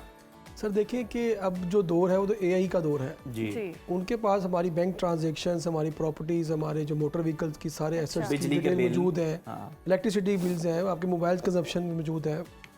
तो मैं समझता हूँ कि आप जब रिटर्न्स फाइल करनी है किसी प्रॉपर प्रोफेशनल बंदे से करवाएं, ताकि वो आपके तमाम एसेट्स को देखकर, आपकी तमाम ट्रांजैक्शंस को, बिजनेस देख के, देखिए एक बंदा नील रिटर्न फाइल कर रहा है तो वो अपना गुजारा कैसे कर रहा है, वो अपने इनकम, अपने बच्चों की एजुकेशन है, अपना घर का रेंट है, कैसे दे रहा है, या अपने फ्यूल्स हैं, कुछ ना कुछ अर्न तो कर रहा होगा ना। तो इसलिए उससे अपनी प्रॉपर रिटर्न फाइल करनी चाहिए। सही। वो जो रिटर्न होती है वो एक डिक्लेरेशन फॉर्म है आपका, आपने साल में एक दफ़ा देनी है, लेकिन उसमें ये है कि जो 6 लाख तक वैसे एग्जाम्पशन है, वो बिलो टैक्स लिमिट होती है, उसकी लिमिटेशन है, लेकिन जब रिटर्न फाइल करें तो वो प्रॉपर होनी चाहिए। सही। ये चीज़ जरूरी है। जैसे आपने, आपके पास दादो-शुमार अगर है कि इतनी रिटर्न फाइल हुई है और नील है जी, 10 लाख 10 लाख है। इनका देखिए, वो बड़ा होगा क्या? लंबा जब फिक्री ये है कि ऑडिट होगा, इनके खिलाफ क्या कार्रवाई हो सकती है? देखिए, मौका दिया जाएगा या डायरेक्ट कार्रवाई होगी? देखिए इनके खिलाफ ऑडिट होना भी चाहिए। जी।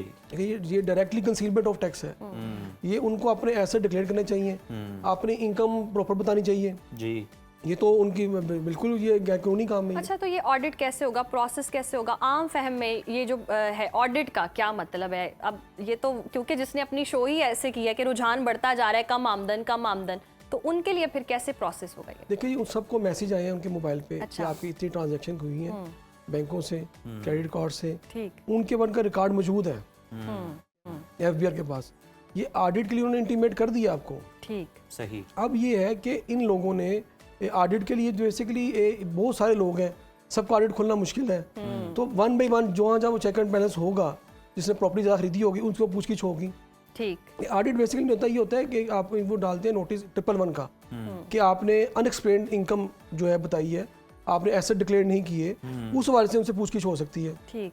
इसी तरह असेसमेंट होती है, वो सेक्शन 1225 है कि उसके तहत उनसे पूछगिछ करेंगे कि हमारे पास डेफिनेट इन्फॉर्मेशन है कि आपने मोटर व्हीकल परचेज की है, ठीक। आपने ये मकान परचेज किया और आपने डिक्लेयर नहीं किया। सही। तो इस हवाले से वो उनके रडार में है, उनकी नज़र में है। टैक्स पेयर्स को चाहिए कि अपनी प्रॉपर डिक्लेरेशन करें, अपनी प्रॉपर फाइलिंग करें।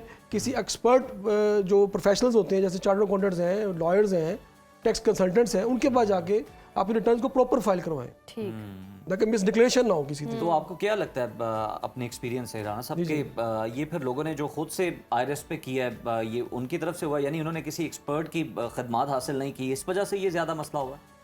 सर देखिए, जो हमारा टैक्स कोई बंदा खुशी से नहीं देता, जी। टैक्स चीज़ ऐसी है ना देने में। तो अगर कोई एक्सपर्ट बंदे का, जैसे एक होता है टैक्स अवॉइडेंस, जी। तो टैक्स से आपने बचना है, एक होती है टैक्स कंसीलमेंट, टैक्स एविजन कर रहे हैं आप, वो आपके फ्रॉड के जिम्मे में आता है। सही।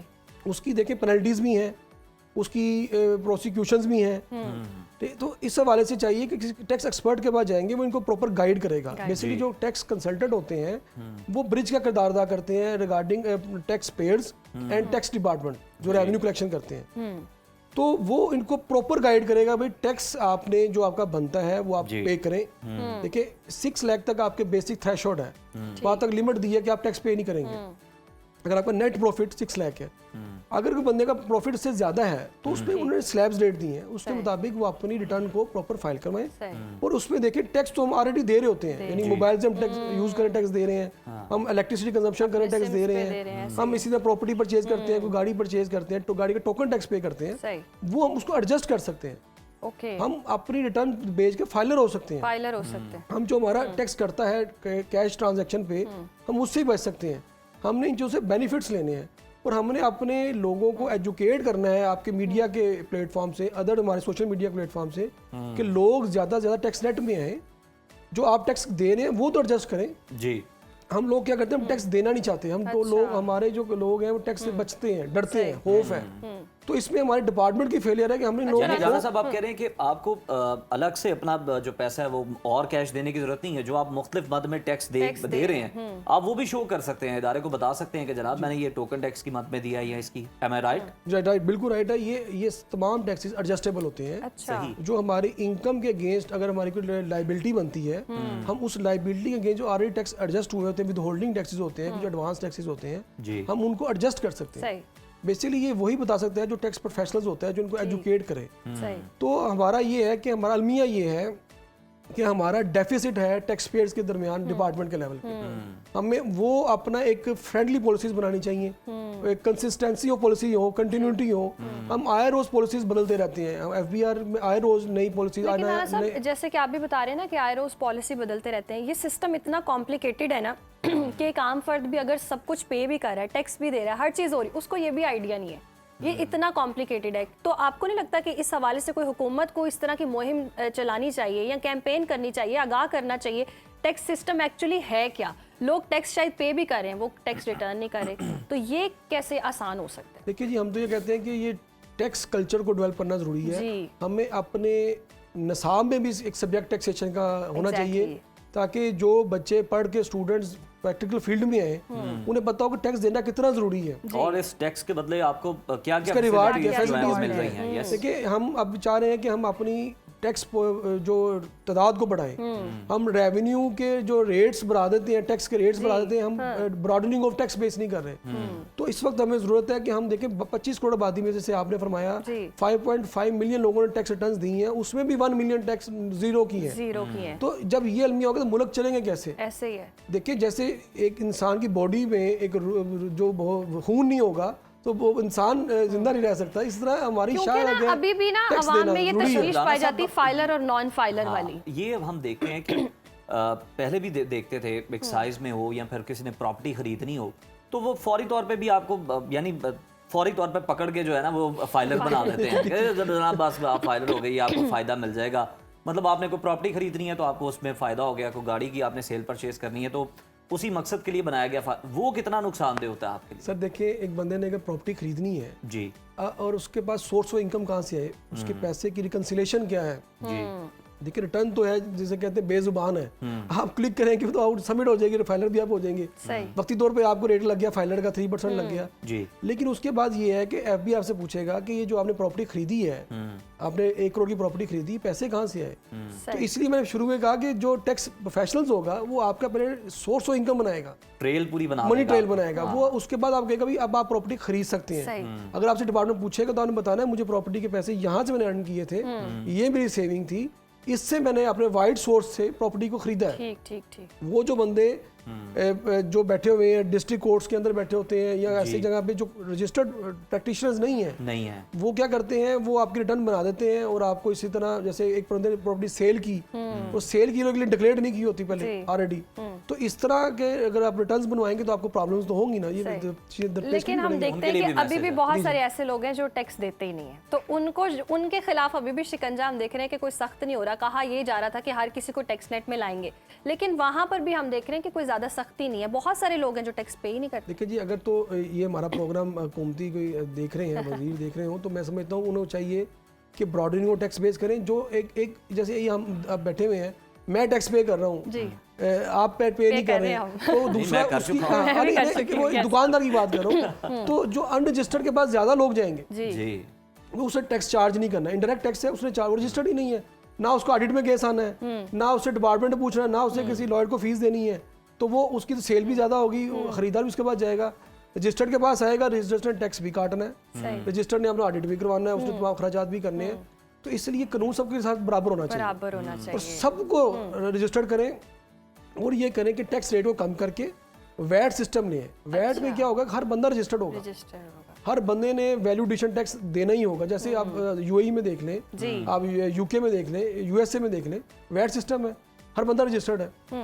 हमारे ये क्या है, जो यहाँ रजिस्टर्ड होता है वो इस डर से बस डरता है कि मैं जब रजिस्टर्ड हो जाऊंगा तो मुझे पे ही अटैक होगा, अनरजिस्टर्ड पे नहीं होगा। तो ये एक डिस्क्रिमिनेशन जो है ना, ये खत्म होनी चाहिए। चले, हम तो खुश हो रहे थे कि 35 लाख से ये 55 तक गया, लेकिन मसला ये निकला कि 10 लाख जो हैं जनाब उसमें से वो निकले जिन्होंने नील शो किया, यानी उनका कोई फायदा नहीं है। तो जो टैक्स नेट जो है वो ब्रॉड होना था वो हुआ नहीं। अब उम्मीद करते हैं कि ऑडिट होगा और उसके बाद किबला दुरुस्त होगा। तनख्वाहदार तबके के अलावा ये जो दूसरा तबका भी है, तनख्वाहदार का तो ट्रांसपेरेंट है, वो तो जाना ही जाना है, नजर आ जाता है वो कटौती हो रही है। तो ये दूसरे जो ताजिर हजरात हैं बड़े बड़े, उनको टैक्स नेट में लाना भी बहुत मुश्किल है, क्योंकि उनसे टैक्स जो है ना उसी से मुल्क आगे चलेगा। बहुत शुक्रिया आशिक अली राना साहब आपके वक्त का। बढ़ते हैं जी प्रोग्राम में और अब बात करते हैं शहर कायद कराची की।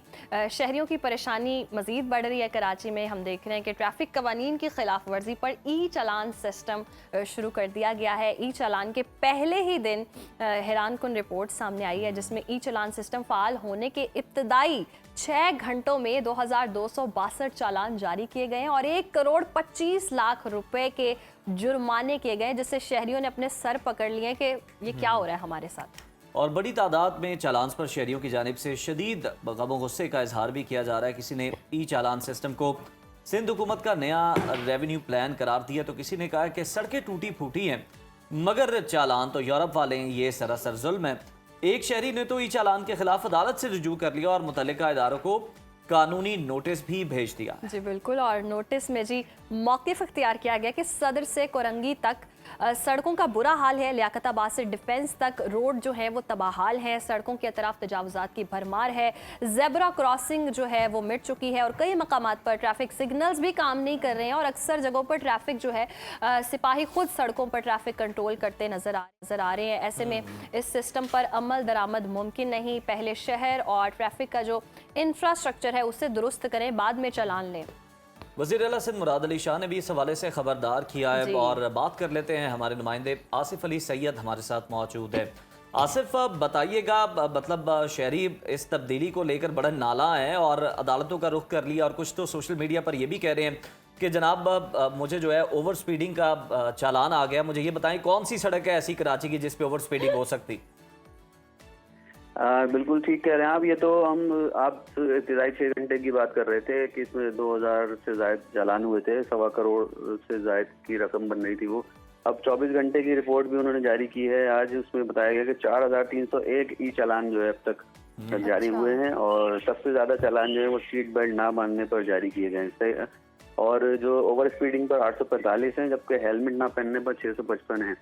अब मसला ये है यहाँ पे कराची का कि कराची की तमाम सड़कें जो हैं वो तकरीबन टूट फूट का शिकार हैं जो बरसातें हुई थी उसके बाद से। अब शहरी ये कहते हैं कि कोई सिग्नल ऐसा बता दें जो ठीक हालत में हो, जो सही चल रहा हो। सड़क पे, किसी सड़क पे कहीं जेब्रा क्रॉसिंग नहीं है, कोई स्टॉप लाइन नहीं है जहाँ पे लोग स्टॉप पे रुक सकें और सिर्फ रेड जोन जो है कराची का और जो शारा फैसल है इस तरह के और कुछ गुलशन के इलाके हैं जहाँ पर इन्होंने भी ये कैमरे लगाए जो सेफ सिटी के कैमरे लगे थे। सेफ सिटी का सिस्टम इसलिए आया था कि वो कराची से जराइम का खात्मा होगा, स्ट्रीट क्राइम बहुत ज्यादा है तो उसके मुल्जिमान पकड़े जाएंगे। लेकिन अब वो मंसूबा थोड़ा सा ऐसा लगता है कि पीछे रह गया। अब सारा तवज्जो जो है हुकूमत सिंध की भी और ट्रैफिक पुलिस की भी सिर्फ इस पे आ गई है कि रेवेन्यू किस तरह से जनरेट किया जाए और आम आदमी उससे किस तरह से पैसा उसकी जेब से निकाला जाए।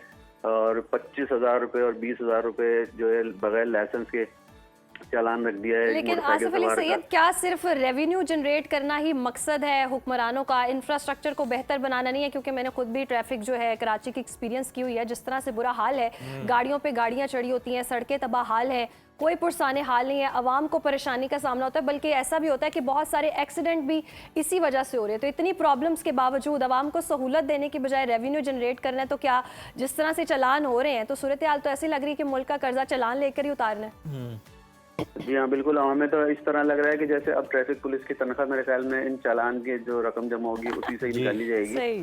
इस सूरत हाल इसी तरह की लग रही है। लेकिन वो डीआईजी ट्रैफिक ये कहते हैं कि हमारा मकसद ये नहीं है कि हमने रेवेन्यू जमा करना है, ना ही हमने इस सिलसिले में कोई अलग से कोई हेड बनाया है कि रेवेन्यू कितना आ रहा है कितना नहीं आ रहा। हमारा काम है, हम तो ये कहना है कि लोग ट्रैफिक कवानीन की पाबंदी करें ताकि हादसा से बचा जा सके। लेकिन आमतौर पर आप कराची की सड़कों पे चाहे मेन शाहराएं हों चाहे मसरूफ तरीन सड़कें हों, आपको ट्रैफिक पुलिस एहलकार कहीं पे आपको नजर नहीं आते, खास तौर पर रश के औकात में जो ट्रैफिक को कंट्रोल कर सकें और रवा दवा रख सकें, जो असल मसला है कराची का। आसिफ, अगर देखा जाए जिस तरह हम बात कर रहे हैं, कहीं पे स्टॉप लाइन नहीं है, जेब्रा क्रॉसिंग नहीं है, फिर कहीं पर सिग्नल खराब है और मैनुअली जो है वो एहलकार खड़ा होकर जनाब डायरेक्शन दे रहा है, तो वहां पर आप ये किस तरह से ई चालान जो है वो कर सकते हैं? इसको इंश्योर किस तरह से कर सकते हैं?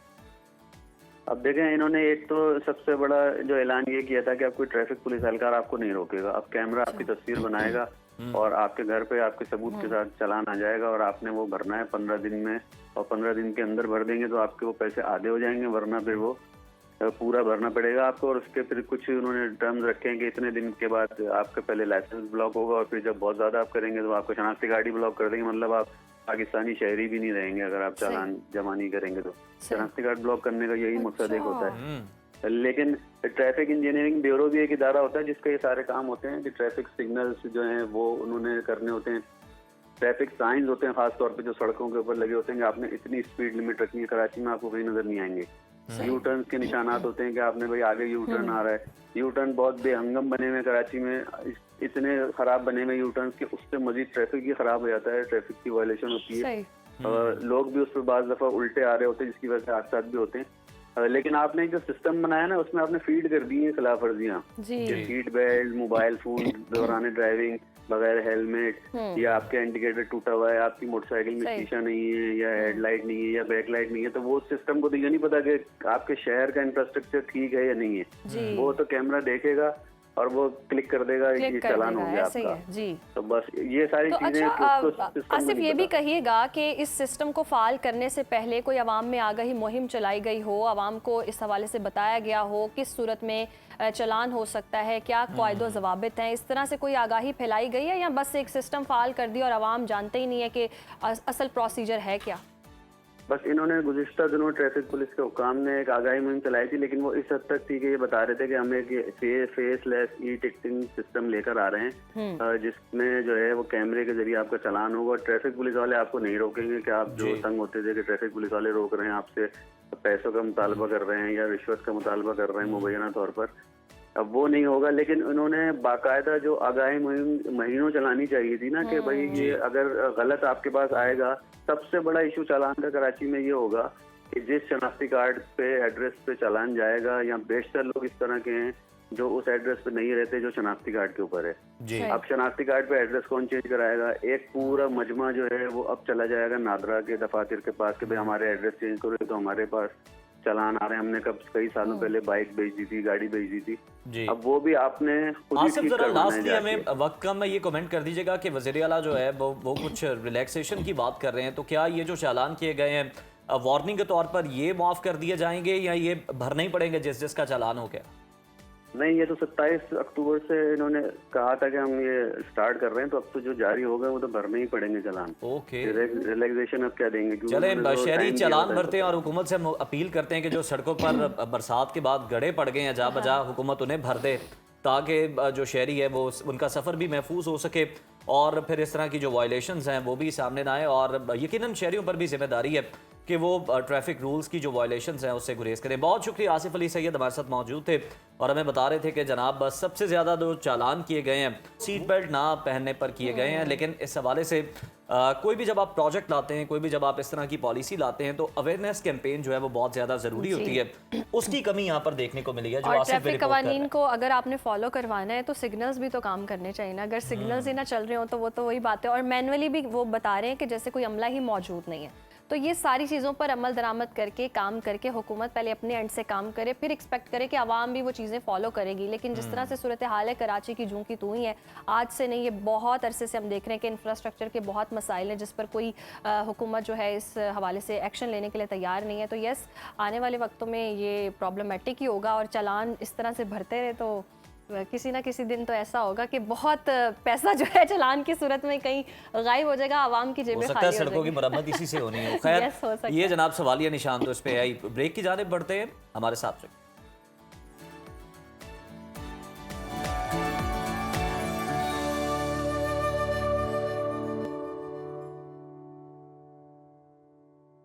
पंजाब में हर गुजरते दिन के साथ फ़ज़ाई आलूदगी में ख़तरनाक हद तक इजाफा होता जा रहा है और हुकूमत की जानिब से फ़ज़ाई आलूदगी पर काबू पाने की कोशिशें की जा रही हैं। ताहम इसके बावजूद भी स्मोक जो है वो कंट्रोल से बाहर है। स्मोक से सिर्फ फ़ज़ा की जो है वो आलूदगी नहीं बढ़ रही है बल्कि सांस लेना भी बहुत ज़्यादा मुश्किल हो चुका है, ख़तरनाक हो चुका है। ज़िंदगी के हवाले से अगर हम देखें तो सांस लेने में बहुत ज़्यादा प्रॉब्लम है। सांस के मरीज़ों के लिए जी मौसम जो है वो आजमाइश बन चुका है जिसकी वजह से और ज़्यादा मसाइल पैदा हो रहे हैं। माहिरीन ये कहते हैं कि सुबह के वक्त या फिर आप अगर आउटडोर कोई एक्सरसाइज करते हैं तो शदीद खांसी, सांस फूलने और दमे के अटैक का ख़तरा भी हो सकता है। स्मोक में शामिल जहरीले ज़रात सांस की नालियों में सोजिश पैदा करते हैं जिससे दमे के मरीजों को ख़ास तौर पर ख़तरा बढ़ता है। ऐसे में सवाल ये कि दमे के मरीज़ अपनी रोज़मर्रा ज़िंदगी में क्या एहतियात करें? क्या सुबह की सैर या वर्जिश वाकई नुकसानदेह हो सकती है और इसका हल क्या हो सकता है? और हम देखते हैं कि इस सारी सूरत हाल में इस मौसम में घर के अंदर की फ़ज़ा को कैसे साफ़ रखें, ये भी बहुत बड़ा सवाल है कि कुदरती तरीके से क्या करना चाहिए। क्या हर्बल या कुदरती अद्वियात हैं जो दमे के इलाज में वाकई मददगार साबित हो सकती हैं या सिर्फ वक्ती सुकून देती हैं। इन्हीं पहलुओं पर बात करने के लिए आज हमारे साथ स्टूडियो में मौजूद हैं मारूफ हर्बलिस्ट इसहाक फारूक साहब। बहुत शुक्रिया आपके वक्त का। सर, सबसे पहले तो ये बताइएगा, स्मोक है और स्मोक की वजह से खासी परेशानी, और मैं भी आपसे अपना मसला डिस्कस कर ही रही थी कि जिस तरह से स्मोक असरअंदाज हो रही है, गले ख़राब हो रहे हैं और सारे चेस्ट इन्फेक्शन बहुत ज़्यादा हो रहा है, तो स्मोक से फिर कैसे बचा जा सकता है? स्मोक से सबसे ज़्यादा पहले तो ये है कि मैं तमाम मेरे ख्याल में लाहौर के और तमाम लोगों से रिक्वेस्ट करूंगा। जी। मैं भी आ रहा था गाड़ी में, मैं देख रहा था कि मोटरसाइकिल चलाने वाले लोग जी। जबकि वो मोटरसाइकिल चला रहे होते हैं, हवा भी तेज उनको टच हो रही होती है, गाड़ी में कोई बैठा बंदा शीशे चढ़ा के एसी चला के बैठा, उसकी एक और बात होती है। जी। लेकिन जो मोटरसाइकिल चला रहा है बंदा, मोटरसाइकिल चलाने वाले को मेरे ख्याल में ये एहतियात करनी चाहिए कि मास्क उसे जरूर लगाना मास्क चाहिए। पहने सही। लेकिन मैंने यहाँ पर देखा आते हुए कि शायद ही कोई बंदा नजर आया हो जिसका कोई मास्क लगा हो, वरना वो बगैर ही मास्क बगैर था। मास्क के। अब जब मास्क नहीं होगा तो डेफिनेटली बात है, हमने सांस तो लेना और उसी के अंदर जो है वो सर dust हेलमेट भी में है, बड़ी उसके मुश्किल अंदर अमल दरामद करवाया, अब मास्क पे भी आहिस्ता आहिस्ता आ मेरे जाएंगे। ख्याल में इसके भी चलान होने लगेंगे तो तभी जाके नहीं, ठीक हिदायत होगा, तो वरना- हुकूमत ने हाँ, जारी की हैं, हाँ जी, बिल्कुल वरना फिर 130 मुश्किल हो जाएगा। तो उसी की वजह से जब सांस लेते हैं तो डेफिनेटली बात है, उसके लिए प्रॉब्लम होनी होती है, गला खराब होता है, जलन होती है।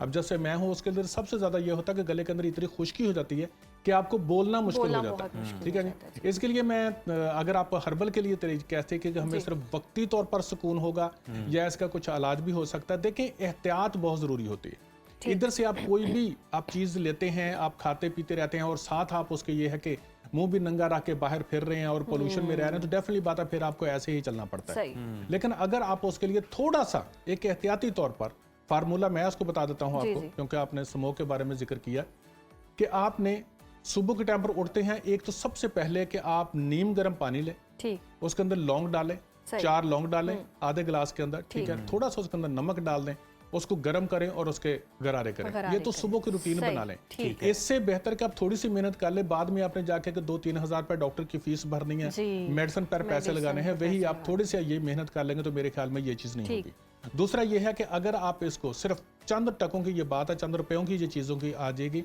कि मलट्ठी जी। वो जितनी भी ले लें, बेशक आप 20 ग्राम आप ले लें, सही। ठीक है जी, मलट्ठी ले लें। ये आम लोगों को सब कोई पता होता है कि मलट्ठी क्या चीज़ जी, है, जी। ठीक है जी, हाँ जी।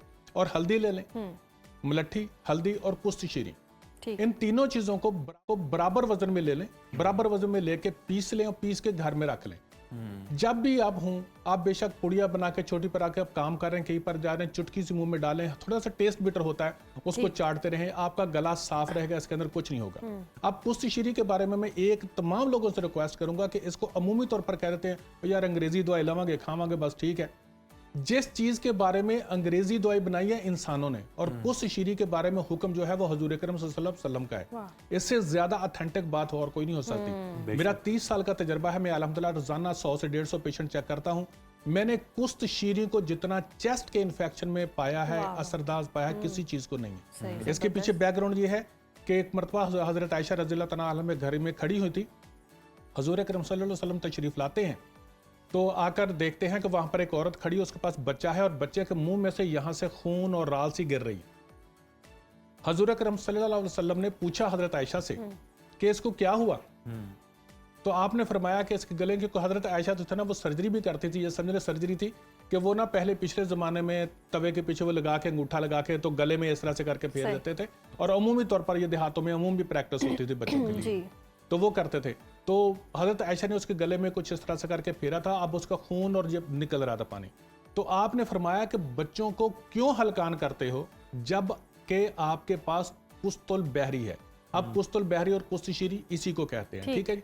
तो जब से मैंने ये हदीस मुबारक पढ़ी, चेस्ट में इसको इस्तेमाल करना शुरू किया, यकीन जानिए इंतहाई ज्यादा इफेक्टिव है। और मैं ये रिक्वेस्ट करूंगा लाहौरियों से तमाम चीजों से कि मलट्ठी, हल्दी, पुष्ट शीरी, 3 चीजें हैं, 50-50 रुपए के मिले हैं, 150 रुपए ला के रख दे, आसानी से मिल जाती हैं। सर इजीली उनको बारीक पीस लें, आपका महीना खत्म नहीं होगी, ये उनको चाटते रहा करें, गला साफ होता रहेगा। और ये इंतहाई ऑथेंटिक है, ये कोई ऐसी बात नहीं कि जिसको मैंने सिर्फ हवा में मारे, मैं अल्हम्दुलिल्लाह प्रैक्टिस करता हूँ और ये चीजें प्रैक्टिकल की चीजें मैं बता रहा हूँ आपको, जबरदस्त। इसका कुछ नहीं ऐसा होता। अच्छा सर, फिर जो दमे के मरीज हैं उनके लिए बहुत ज़्यादा प्रॉब्लम है ये सीज़न, और ख़ास तौर पर अगर कोई लाहौर में या गिरदनवा में बस रहा है, क्योंकि यहाँ पर स्मोक जो है वो बहुत ज़्यादा AQI बहुत ज़्यादा बढ़ चुका है, उनके लिए सर क्या इलाज है, उनके लिए क्या एहतियात है, क्या करना चाहिए ताकि वो इसके असरात से महफूज रह सके?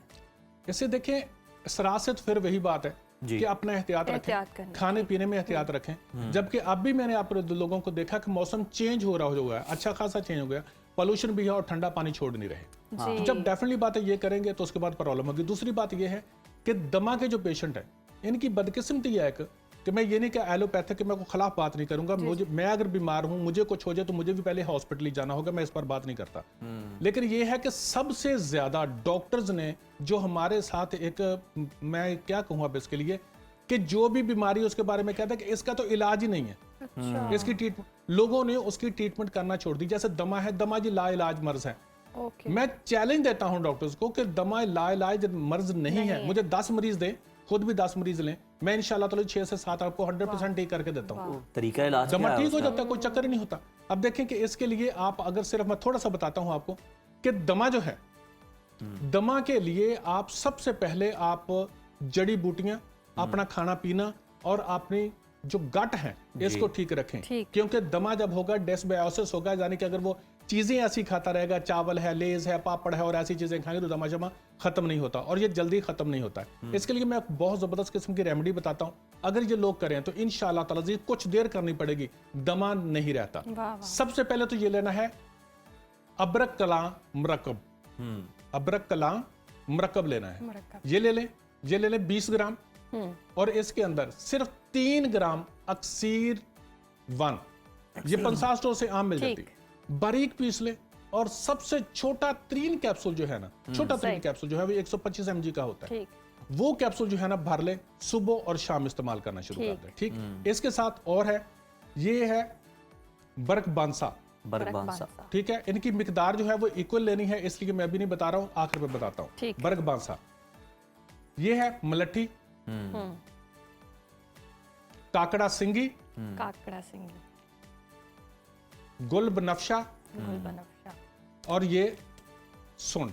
ठीक सुन ये तमाम चीजें नेचुरल है, जिनके अंदर किसी किस्म का कोई केमिकल नहीं होता, कोई स्टीरॉयड नहीं होता, कोई चीज नहीं होती। इसको आप बराबर मिकदार में ले लें, 50-50 ग्राम ले लें, क्योंकि आपको कुछ देर इस्तेमाल करना पड़ेगा आपको। ठीक जी। आप इसको इस्तेमाल बारीक पीस लें, बारीक पीसने के बाद आप इसका 1000 mg का कैप्सूल भर लें, सुबह दोपहर शाम एक कैप्सूल जो है ना वो आप खाना खाने के बाद खाएं। ठीक। ऐसे पेशेंट जितने भी होते हैं इनको बलगम रहती है, जी अब वो बलगम बाज का तो निकलती नहीं है, लेकिन जब ये मेडिसिन इस्तेमाल करना शुरू करेंगे उनको खांसी तो आएगी लेकिन बलगम निकलेगी। उस वक्त मैं रिक्वेस्ट करूंगा लोगों से कि बलगम बहुत ज्यादा मिकदार में निकलती है तो उस वक्त जगह जगह पर थूकते ना फिरें, बल्कि एक मट्टी वाली जगह रखें, उस मट्टी के अंदर किसी बर्तन के अंदर उसके अंदर थूकें, क्योंकि इसके अंदर ये होता है कि जरासीम होते हैं। बैक्टीरिया। दूसरी बात ये कि जो बलगम होता है ना वो जितने कलर का निकलता है, जो पेशेंट आकर हमें बताते हैं मैं उसका बताता हूँ जी। बाज औकात काले रंग का निकलता है, और वो क्रोनिक पेशेंट होते हैं, बड़े पुराने मरीज होते हैं, स्टीरॉयड लेकर उन्होंने अपनी ब्रोंक्स को बिल्कुल बंद किया होता है, जब ये निकलने लगती है तो काले रंग की बलगम निकलती है। परेशान नहीं होना कि ये तो पता नहीं मुझे क्या हो गया, कुछ के गहरे हरे रंग की निकलती है। परेशान नहीं होना कि ये पता नहीं क्या चीज आ रहा है, ये अंदर जब तक बलगम रहेगी पेशेंट ठीक नहीं हो सकता। जिनका केरा गिरता है गले में वो उनके लिए भी ये ठीक है? बिल्कुल बिल्कुल उनके लिए भी ये मौजूद है 100%, क्योंकि केरा क्या है, इन्फ्लेमेशन है ना, और तो कुछ नहीं है, वो आपके सिर्फ थ्रोट्स की इन्फ्लेमेशन है कि वहां पर जब इन्फ्लेमेशन होती है तो कुव्वत मदाफत उस इन्फ्लेमेशन को उतारने के लिए वहां पर लिक्विड पैदा कर रही है, तो लिक्विड जब पैदा करती है तो वो डेफिनेटली बात है वहां पर वो गले में केरा सा आपको गिर रहा होता है, तो ये इस्तेमाल करें। दूसरा ये कि अगर किसी को कॉन्स्टिपेशन है साथ, क्योंकि बलगम वाले को अक्सर मरीजों को कॉन्स्टिपेशन होती है, तो ये हब्बे तनकार 50 स्टोर से आम मिल जाती है। मैं तमाम चीजें यहाँ पर प्रोवाइड नहीं कर सकता था, तो हब्बे तनकार जो है वो ले ले, उसकी जो है गोलियां वो सुबह शाम जितनी उसको कॉन्स्टिपेशन है उसके हिसाब से इस्तेमाल करना शुरू कर दे, इंशाल्लाह आहिस्ता आहिस्ता वो ठीक होता जाएगा। अब एक सर आपने और देखा होगा कि बच्चे बड़े ही इफेक्टेड नहीं हो रहे, बच्चे भी हो रहे हैं, और बच्चों का ये होता है सर कि बच्चे जो है ना इनके लिए मैं खसूसी तौर पर कहूंगा कि दमे का मरीज बनाने में माँ बाप का बहुत बड़ा किरदार होता है। अच्छा, वो कैसे? 100% सर, बच्चे को थोड़ा सा बीमार हुआ, उठा के डॉक्टर के पास, डॉक्टर ने हाई पोटेंसी एंटीबायोटिक देनी है उसको, जो बलगम है वो वहीं का वहीं जम जाता है, जब वो वहीं पर जम गया ना, बच्चा जैसे जैसे बड़ा होता जाएगा उसकी ब्रोंक्स टाइट होती जाएंगी, एक तो हार्ड होती जाएगी, फ्लेक्सिबिलिटी उनके अंदर कम होती जाएगी, और वो बच्चा आहिस्ता आहिस्ता दमे का पेशेंट बन जाएगा। अब उससे रिक्वेस्ट करूंगा कि आप रुके, आपने करना क्या है कि बच्चा है अगर उसके सीने में बलगम बहुत ज्यादा जमी हुई है, ये पान का पत्ता सही आम मिल जाता है, ठीक, कोई चीज ऐसी नहीं है कि जो मिल नहीं सकती। इस पान के पत्ते को लें, ये है जी कैस्टर ऑयल, अरिंडी का तेल भी इसे कहते हैं, आम मिल जाता है, इसको थोड़ा सा लें, इस पान के पत्ते के ऊपर लगाएं, इस पान के पत्ते को सेक लें, थोड़ा सा हल्का सा गर्म हो जाए, बच्चे के सीने पर बांध के रात के टाइम पर लगा के ऊपर को कपड़ा बांध दें, सारी रात ये लगा रहेगा। ये गर्म मिजाज का होता है। अच्छा। बहुत से गुलूकार लोग जो पान खाते हैं उस पान के अंदर जो है वो खलंजान का पाउडर होता है, गुलूकार ये हमेशा इस्तेमाल करते हैं गला साफ करने के लिए जी खुलंजान इस्तेमाल करते हैं, और ये खुलंजान का ही पता है। ठीक है जी, पान का पता जिसे कहते हैं खुलंजान दरख्त होता है, कि यानी कि अगर गुलूकारा का गला साफ कर सकता तो हमारी बलगम क्यों नहीं निकालेगा। ठीक है, ये बांध दे, ठीक है, ये बांध दे, सुबह के टाइम पर उठेगा तो इंशाल्लाह ताला जी चेस्ट उसका बहुत बड़े भी इस्तेमाल कर सकते हैं। बिल्कुल, बड़े भी कर सकते हैं, कोई भी इस्तेमाल कर सकता है। अब बच्चों के लिए एक और चीज हो जाती है सर, कि जब वो बच्चे बड़ा जो है ना वो बलगम बाहर निकाल देगा, बच्चा निकाल नहीं सकता। अब उसके लिए प्रॉब्लम होती है, उसके लिए आपने क्या करना है, अंजीर लेने हैं, अंजीर लेने, छोटा बच्चा है तो कम ले ले, बड़ा है तो ज्यादा ले ले, अंजीर के चंद दाने ले, इनको अच्छी तरह पहले आपने घंटा एक पानी में भिगो देना है, फिर उसके बाद इसको मलना है अच्छी तरह। ठीक, सिर्फ ये नहीं करना कि पानी गिरा दिया, नहीं, इसको अच्छी तरह से मले ताकि इसके ऊपर कोई डस्ट की तय जो केमिकल लगा, कुछ भी जो है प्रिजर्वर लगे, वो बिल्कुल साफ हो जाए। जब साफ हो जाए इसको कुछ लेके इसको रात के टाइम पर पानी के अंदर भिगोना है, दूध के अंदर नहीं। ठीक, पानी के अंदर भिगो के रख दे, सुबह के टाइम पर ये बिल्कुल नरम होगा, इसको थोड़ा सा कूट ले। ठीक, कूटेंगे, साथ इसके जितना होगा ये उसी हिसाब से बनाएंगे, अगर ज्यादा है तो ज्यादा डालेंगे, जैतून का तेल वो डाल दें, इसको अच्छी तरह कूट ले, वो लई सी बन जाएगी। ठीक है, साथ इसके शहद डाल दें, शहद डाल के एक बिल्कुल वैसे बन जाएगा जैसे क्रीम होती है जो कुछ होता है। ठीक है, जो खीर होती है, बच्चा है छोटा उसको चटाना शुरू कर दें, इंटेस्टाइन को साफ करेगा, मैदे को साफ करेगा, वो जो बलगम वगैरह उस बच्चे के अंदर चली गई हुई है उसको साफ करेगा, उसको कब्ज नहीं रहने देगा और को चेस्ट साफ हो जाएगा।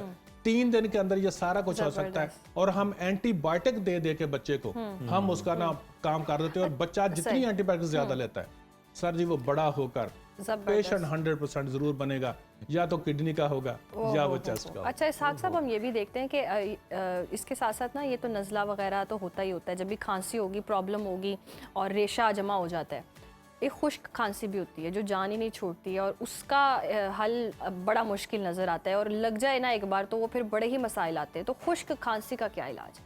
खुश्क खांसी के लिए आज तक जितने भी पेशेंट मेरे पास आते हैं ना, उनको मैं कभी मेडिसिन नहीं देता। अच्छा, उसकी वजह यह है कि मेडिसिन होती है बड़ी ट्रीटमेंट की, ये छोटी छोटी चीजें बात होती हैं, इनके लिए मेडिसिन दे के लोगों से पैसे लेना कोई बात नहीं बनती। ठीक है ना, अब फीस भी दे, पैसे कैसे खत्म नहीं करते हम लोग। इसके लिए बहुत ही आसान चीज बताता हूँ, घर के अंदर मेरी माए बहनें बनाएं, उसके गरारे करें।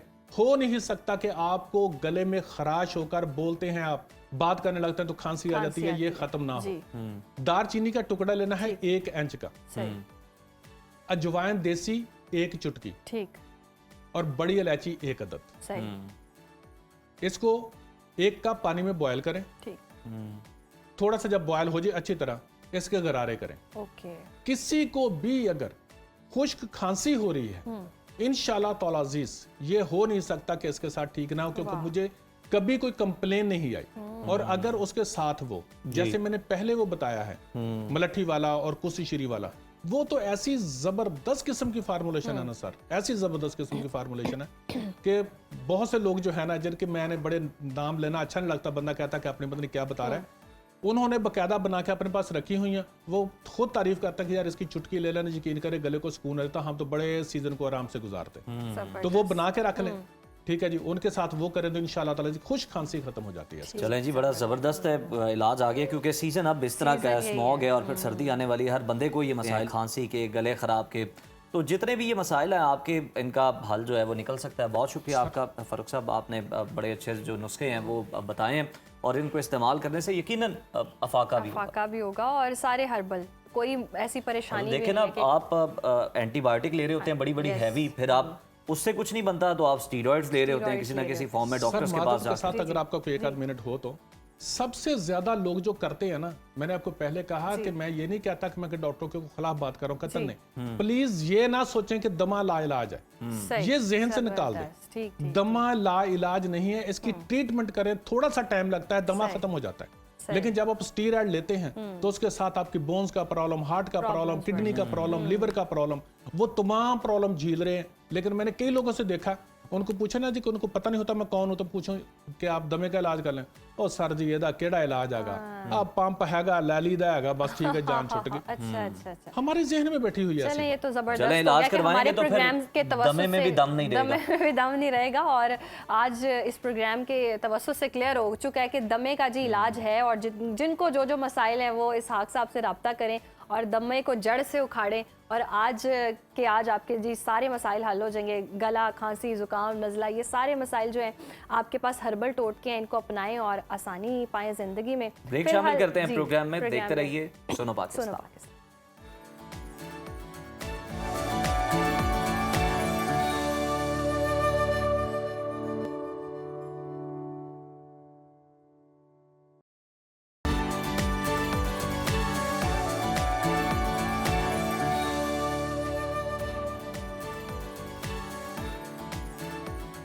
तो वेलकम बैक। और जैसे कि हम देख रहे हैं पाकिस्तान आइडल का दूसरा सीज़न इस वक्त जारी है। नए गाने और नौजवान जो हैं वो आवाज़ें इस वक्त छाई हुई हैं और सोशल मीडिया पर खूब मकबूल भी हो रही हैं। मगर इस दौरान प्रोग्राम से मुतालिक कॉपीराइट्स का एक नया तनाज़ा शुरू हो चुका है। मारूफ गुलकार सज्जाद अली ने दावा किया है कि पाकिस्तान आइडल में शामिल उम्मीदवार उनके गाने नहीं गा रहे क्योंकि शो की इंतज़ामिया जो है उनके गानों के हुकूक हासिल नहीं कर सकी। हर उम्मीदवार उनके गाने गाना चाहता था मगर शो के मुंतज़मीन के पास राइट्स ना होने के बायस ऐसा मुमकिन नहीं हो सका। सज्जाद अली के इस बयान के बाद म्यूजिक इंडस्ट्री में नई बहस छिड़ गई है। जवाद अहमद ने इस पर रद्द अमल देते हुए कहा कि सज्जाद अली को दिल बड़ा रखना चाहिए। अगर कोई नया गुलकार आपका गाना गाकर मशहूर हो जाता है तो ये आपके फ़न की कामयाबी है, कोई नुकसान नहीं है। आपने भी तो अपने करियर के आगाज़ में दूसरों के गाने गाए थे। अब कोई नया बच्चा आपका गाना गा ले तो इस पर आपको खुश होना चाहिए। मगर इसके साथ साथ हम देख रहे हैं कि गुलकार हसन जहांगीर हैं, उन्होंने जवाद अहमद के मौक़िफ़ से इख्तलाफ किया है और सज्जाद अली की हिमायत करते हुए वाज़ेह किया कि दुनिया भर में कॉपीराइट्स को बहुत संजीदगी से लिया जाता है। अगर शो के मुंतज़मीन बड़े फ़नकारों जैसे कि सज्जाद अली हो गए, अली ज़फ़र हैं या अली अज़मत हैं, उनसे बर वक्त बातचीत कर लेते तो ये मसला कभी पैदा ही ना होता। तो मौजूदा शो में ज़्यादातर हम देख रहे हैं पुराने गाने दोबारा से सुनने को मिल रहे हैं, जबकि नौजवान नस्ल जो है आतिफ़ असलम, सज्जाद अली और अली ज़फ़र जैसे गुलकारों के गाने जो है वो सुनना चाहती है और गाना भी चाहती है। तो सवाल ये पैदा हुआ कि आखिर हक किसका है? वो फनकार जो अपनी के हुकूक का तहफ़्फ़ुज़ चाहता है या फिर वो नौजवान सिंगर जो किसी लेजेंड का गाना गाकर अपना ख्वाब पूरा करना चाहता है? क्या बड़े फनकारों को नए टैलेंट के लिए अपने गाने ओपन करने चाहिए या प्रोडक्शन टीम को इन हकूक के हुसूल के लिए संजीदा इक़दाम करने चाहिए? इसी पर बात कर लेते हैं। मारूफ सिंगर हसन जहांगीर साहब हमारे साथ मौजूद हैं। हसन साहब, आपको शो में खुशामदीद कहते हैं। सबसे पहले आपसे जानना चाहेंगे कि सज्जाद अली की जानिब से जो कॉपीराइट्स वाला मामला उठा है, आपको लगता है कि सज्जाद अली का मौक़िफ़ बिल्कुल दुरुस्त है और वाकई पाकिस्तान आइडल जैसे शो में बगैर इजाज़त गाने गाना गलत है? अस्सलाम वालेकुम, थैंक यू कि आपने मुझे कॉन्टैक्ट किया, बहुत अच्छा लग रहा है सुनो पे। और इसमें एक दो थोड़ी सी बात मैं आगे से क्लियर कर दूं, फिर इसका आपको जवाब दे सकूंगा, क्योंकि ये सबसे खुशाइंद बात है कि पाकिस्तान में पाकिस्तान आइडल हो रहा है और ये एक इंटरनेशनल इदारा है। ये ऐसा नहीं है कि चुन्नू मुन्नू आके खड़ा करके बता दे मेरी ब्रांड है। ये एक इंटरनेशनल इदारा है, इनके पास बहुत ह्यूज बजट होते हैं। अच्छा। इनके पास बहुत पैसा होता है, उसके बाद ये पूरा एक सिस्टम लेके चलते हैं। ऐसा नहीं है कि मुझे बोल दें अब मैं कर दूंगा, कोई पूरा पेपर वर्क होता है। ये आज से नहीं हो रहा होगा, आज से कम साल, 2 साल, 1.5 साल पहले इन्होंने पूरी प्लानिंग की होगी, पूरा सिस्टम बनाया होगा और वो जायज़ तरीके से उन्होंने सबके पैसे दिए होंगे, सबका फंड दिया होगा, हर चीज़ की कॉपीराइट के भी पैसे उन्होंने रखे होंगे। ये ऐसे कभी नहीं होता दुनिया भर में। ये इंटरनेशनल इदारा है जो America, England, Bangladesh, Nepal, Pakistan, India हर जगह करना चाहते हैं, करेंगे और ये करते रहेंगे। तो हमारे जो चंद लोग होते हैं जो आवारी होते हैं इसके, वो ये कट करके अपनी वो डोमेस्टेशन दिखाते हैं कि ये दूसरी तरह से ब्लैकमेल करते हैं, इमोशनल ब्लैकमेल जिसे कहते हैं। देखिए, हैज़ ए पाकिस्तानी हमारी जान हाजिर है। पाकिस्तान के लिए हम सब फनकार खड़े होते हैं। जब भी पाकिस्तान की अच्छाई की बात आती है, कोई मुश्किल वक्त होता है, तो सारे अपना सीना चौड़ा करके पाकिस्तान के लिए खड़े होते हैं। तो पाकिस्तान के लिए गुड साइन है और सिंगर जो गाना चाहे गाना चाहिए उसको, सारे गाने। लेकिन इंटरनेशनल इदारा को अगर देखेंगे आप, तो वो किसी भी सिंगर के पैसे उसको देने चाहिए कॉपीराइट के। ये बेस में नोट कीजिएगा, क्योंकि ये इमोशनल ब्लैकमेल नहीं है, ये सिर्फ जो डिजर्विंग पर्सन है उनके राइट है। क्योंकि एक सिंगर ने गाना बनाने के लिए, लिखने के लिए पूरे उसने भी इन्वेस्टमेंट किए होते हैं, 20, 25, 30 लाख, करोड़, 2 लाख, 3 करोड़ रुपए इन्वेस्ट किए होते हैं। फिर वो कहीं जाके इस मुकाम पे पहुंचता है और आप चाहते हैं फ्री में सारे काम हम कर लें, ये नहीं होता। क्योंकि पैसे गवर्नमेंट जो इदारा है पाकिस्तान आइडियल, उन्होंने सबको पैसे दिए हुए हैं कि ये काम के लिए इतने पैसे, इसके लिए इतने पैसे, तो उनको कॉन्ट्रैक्ट करना चाहिए पहले से। सज्जाद अली से अगर वो कॉन्ट्रैक्ट कर लेते कि जी आपके गाने हम लेना चाहते हैं, तो ये मसले मसाइल अभी जो हो रहे हैं नहीं होते, या मुझसे या अली हैदर लेकिन से या हसन अली साहब जफर से, अगर जिससे भी बिल्कुल बात ठीक है, ये होना चाहिए। आप बता रहे हैं कि इंटरनेशनली ये SOPs हैं, ये रूल्स हैं, तो इस तरह होना चाहिए। लेकिन सर अब नुकसान तो वो उन बच्चों का हो रहा है, सिंगर्स का हो रहा है जो आ रहे हैं और वो कंफर्टेबल है सजाद अली को गाने में, आतिफ अली को आतिफ को गाने में, लेकिन क्योंकि राइट्स नहीं है तो वो गा नहीं पा रहे, उनका तो नुकसान हो रहा है अल्टीमेटली। नहीं, ये आप बहुत अच्छी बात कर रहे हैं, लेकिन उनको चाहिए कि आप जो इसके आवारी हैं, जिन्होंने ये पूरा सिस्टम बनाया है, उनसे पूछिए ना ये सवाल। हमसे पूछने से, सज्जाद अली से पहले आप उनसे पूछें कि आपका सिस्टम क्या है। ये सिस्टम में कॉपीराइट किसी जिस सिंगर के गाने गाएगा बच्चा, उसको कॉपीराइट का आपने कुछ प्लेटफॉर्म या सहूलत दी है, या सिर्फ गाना उठाकर किसी के भी गाने गा दे? अभी आप इंडिया के गाने भी गा दें फिर तो किसी के भी गाने गा सकते हैं। गाना नहीं गा सकते। गाने का चक्कर है कि जिस मुल्क का जिस सिंगर गाता है, फेमस गाने होते हैं, उसको गवाया जाता है ताकि उसको लोग की पजराइल मिले, लोग उसको पसंद करें, लोग सुने। अच्छा, इसमें मासूम बच्चों का कोई कसूर नहीं है। वो तो अगर सज्जाद अली के पास जाके कहते कि जाए सज्जाद साहब आपका गाना, हमारे गाने दुनिया गाती है, हमने तो कभी ऑब्जेक्शन नहीं किया। सारी दुनिया में, मैं किसी शो में होता हूँ लाइव कॉन्सर्ट में, वो मुझसे पहले लोग गा चुके होते हैं, तो मैं तो कभी माइंड नहीं करता, मैं खुश होता हूँ, उनको अप्रिशिएट करता हूँ। यकीनन हमें अपना टैलेंट भी प्रमोट करना चाहिए, और अगर सजाद अली का गाना लोग सुनना भी चाहते हैं, गाना भी चाहते हैं, लेकिन इस तरह की अगर सूरत हाल हो जाए तो पहले बात कर लेनी चाहिए थी। तो इंटरनेशनली क्या स्टैंडर्ड्स हैं, और इस तरह के शोज करने से पहले क्या मुआहदे होते हैं, क्या बातचीत होती है जिसके तहत फिर सिस्टम चलता है, जो हमें इम्प्लीमेंट करने की जरूरत है। अच्छा, अब रही दूसरी बात जी, वो बच्चे गाने चाहते हैं, जरूर हम हाजिर हैं। सज्जाद अली साहब को चाहिए कि उसको परफॉर्मेंस के लिए मौका दे, उनको दे कि आप 2 टाइम या 1 टाइम गा सकते हैं, लेकिन उसको फिर प्रोफेशनली यूज ना किया जाए ना। गाएं, शो में जरूर गाएं, क्योंकि सज्जाद अली हमारे सिंगर है पाकिस्तान के नामवर, लोग उनको फॉलो करते हैं। अली अजमत है, अली हैदर है, अली जफर है, इन लोगों के लोग फॉलोवर्स हैं। हमारे गाने लोग दुनिया भर में गाते हैं, पूरी दुनिया के बड़े बड़े जितने सिंगर सब ने मेरे गाने गाए, कॉपी किया, नकल किया और रीमिक्स भी किया, तो मैं तो बुरा नहीं मानता। लेकिन हसन साहब आपके भी गाने बहुत मशहूर हैं, बड़े जबरदस्त गाने रहे हैं, कौन नहीं चाहेगा आपके गाने गाना? तो ये तो बड़ी खुशाइंद बात होगी, उसके लिए भी एजाज की बात होगी कि वो गाए। बिल्कुल बिल्कुल, ये मैं कह रहा हूँ कि ये हमारी खुशनसीबी होती है कि हमारे जो फॉलोवर्स हैं जो हमारे गाने गाएं, और हमारे मुल्क के फनकार हैं, वो आने अपकमिंग स्टार हैं, हमें उनको फुल सपोर्ट करना चाहिए, उनकी फुल हौसला अफजाई करनी चाहिए, और उनको हमसे जो हेल्प चाहिए वो भी उसके देने के लिए हम तैयार हैं, और उसको मिसयूज ना किया जाए। क्योंकि देखें, एक सिस्टम बना दिया गया, इस तरह से बहुत सारे और भी बड़े बड़े ब्रांड लोगों ने गाने यूज किए, और उसके पैसे, एक बहुत बड़ी कंपनी ने मेरे गाने गा दिए, मेरे स्टाइल, मेरा गेटअप करके, एक टेडी पेनी मुझे दिया नहीं, और मुझे नहीं पता जो मेरे साथ है वो ही उसने मेरी सारी चीजें करके, अब मैं उसको बता रहा हूँ, मैं उस पर क्लेम करूंगा, ये करो, और वो मुझे कह रहा है बिल्कुल, वो बता नहीं रहा कि मैंने ये काम किया है। तो पाकिस्तान में बदनसीबी हमारी क्या है, हम लोग सिंसियर किसी से नहीं है। हम चाहते हैं ये मेरा बच्चा है, मेरा गाना, तो ये इसके बाप की जरूरत कैसे मना करेगा, मैं कर लूंगा। अरे नहीं, एक राइट होती है, सिस्टम होता है। मुझसे कोई जूनियर अगर हिट हो रहा है तो मैं तो उसको अप्रिशिएट करूंगा, ये थोड़ी कि मैं उससे जलना शुरू कर दूं कि मेरे से जूनियर, इसको तो आता कुछ नहीं, कैसे हिट हो गया। जिसमें टैलेंट है वो हिट होगा, उसको कोई रोक नहीं सकता। बिल्कुल हसन साहब, आपकी बात भी ठीक है कि मतलब जो फनकार हैं वो हम देखते हैं कि फिर जब उम्र के आखिरी हिस्से में होते हैं, किस तरह कसम पुरसी का भी शिकार होते हैं, मुश्किलात भी फेस कर रहे होते हैं, वो इसलिए है कि जो उनका जायज़ हक है वो उन्हें किसी भी सूरत में नहीं मिल पा रहा होता।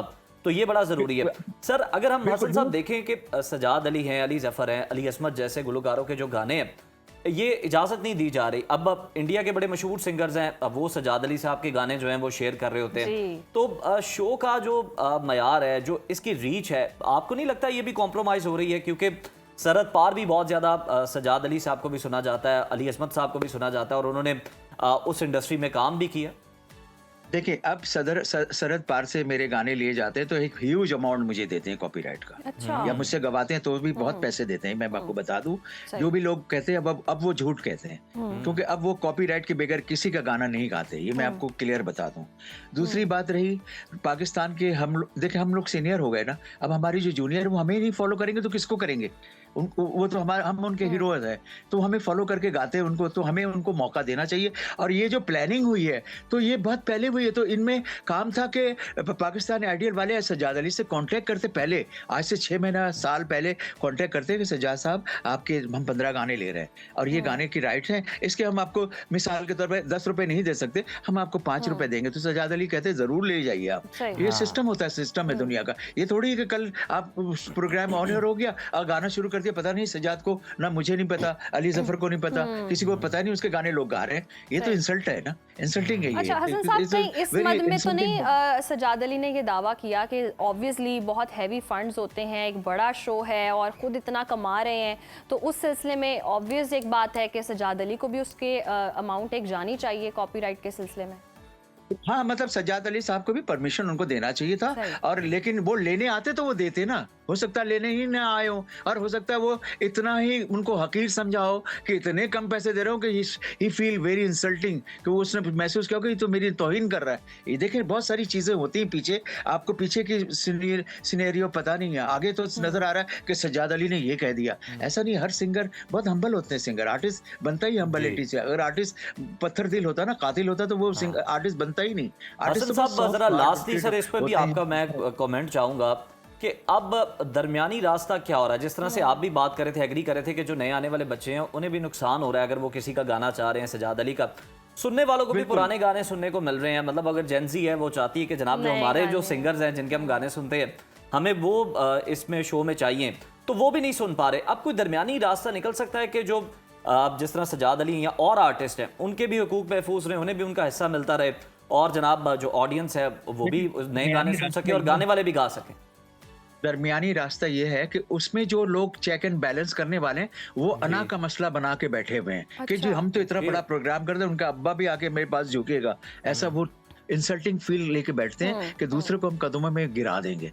आप समझ रहे हैं, यहाँ पर अना का मसला चल रहा होता है। अगर वो ये नॉर्मली जाते, अपने आप को दिखाते कि भाई एक स्टार है सज्जाद अली, मैं जाकर उससे पूछूं कि भाई सज्जाद साहब आपके गाना हम लेना चाहते हैं, लेकिन हसन साहब बिल्कुल दुरुस्त फरमा रहे हैं आप। अगर अना बीच में आ जाएगी, सरहद पार हम देखें तो वो तो अपने टैलेंट को प्रमोट करते हैं, अपने लोगों को प्रमोट करते हैं, और अगर किसी का गाना गा भी रहे हैं तो उसको एज अ गेस्ट बुलाते हैं ताकि प्यार मोहब्बत कायम रहे और अपने चीजों को वो प्रमोट कर सकें, अपने गानों को प्रमोट कर सकें। बिल्कुल, यू आर वेरी राइट। आप देखिए मैम, उनके प्रोग्राम में मिसाल के तौर पर लक्ष्मीकांत प्यारेलाल XYZ जो आते हैं वो तो अपनी म्यूजिक करते हैं, ना गाते हैं ना म्यूजिक कंपोजर है, अब छोड़ दिया, रिटायर हो गए। लेकिन आप नोटिस कीजिएगा कि वो उन प्रोग्राम में आके शोकेस होते हैं, बैठते हैं, उनको बैठाया जाता है, बिकॉज उनको रिस्पेक्ट रिगार्ड दिया जाता है, एक हैंडसम अमाउंट भी उनको देते हैं ताकि उनको फील भी ना हो कि वी आर द सीनियर हो गए, हम रिटायर हो गए, तो शोकेस करते हैं। फिर नए जो हीरोइन सिंगर वो उनको भी बैठाते हैं, ये नहीं कि सीनियर एंड जूनियर को लेके चला जाता है। अभी इस प्रोग्राम में बता दीजिए आप मुझे, जो पाकिस्तान आइडियल में कोई एक सीनियर और कोई ऐसा स्टार बैठा होता है शोकेस टेबल पे, कुर्सी पे वहां, कि वो आप उसको एक ऑनर दें कि भाई ये भी हमारे बड़े मिसाल आप परवीन जी को होना चाहिए, गुलाम अली साहब है। बिल्कुल आप सही कह रहे हैं हसन साहब, इसमें फॉर्मेट में तब्दीली होनी चाहिए और रिस्पेक्ट देनी चाहिए ऐसे सीनियर सिंगर्स को भी। और जो बड़ी इंपॉर्टेंट आपने बात की कि अना का मसला है, तो फिर अना की जंग में तो होता यही है हमेशा के जो जीतने वाला होता है, जो मैं जीत के आऊं, असल में वो हार रहा होता है, और ऐसी सूरत हाल यहाँ पे भी है। थैंक यू आपका, आपने हमें ज्वाइन किया और आपने अपने जो आइडियाज थे वो शेयर किए हमारे साथ। अगर हम इस तरह का प्लेटफॉर्म एक क्रिएट कर ही रहे हैं, अपॉर्चुनिटी है भी सिंगर्स के लिए, तो इसको वाकई अना का नाम मसला बनाएं, बल्कि एक ऐसा प्लेटफॉर्म बनाएं जहां लोग आना चाहें, अच्छे तरीके से प्रमोट करें, सीनियर जूनियर हर कोई आए जी। ये उनके लिए भी रिस्पेक्टेबल बात होगी, पाकिस्तान के लिए बहुत रिस्पेक्टेबल बात होगी कि शो को सियासत का हिस्सा ना बनाएं, अना का मसला ना बनाएं, बल्कि टैलेंट को प्रमोट करें, गायकी को प्रमोट करें। अच्छे गाने गाने वाले और अच्छा सुनने वाले पाकिस्तान में बहुत ज्यादा और हम भी बहुत महसूस होते हैं। फिलहाल जी प्रोग्राम से हमें दीजिए इजाजत। अल्लाह हाफिज। अल्लाह हाफिज।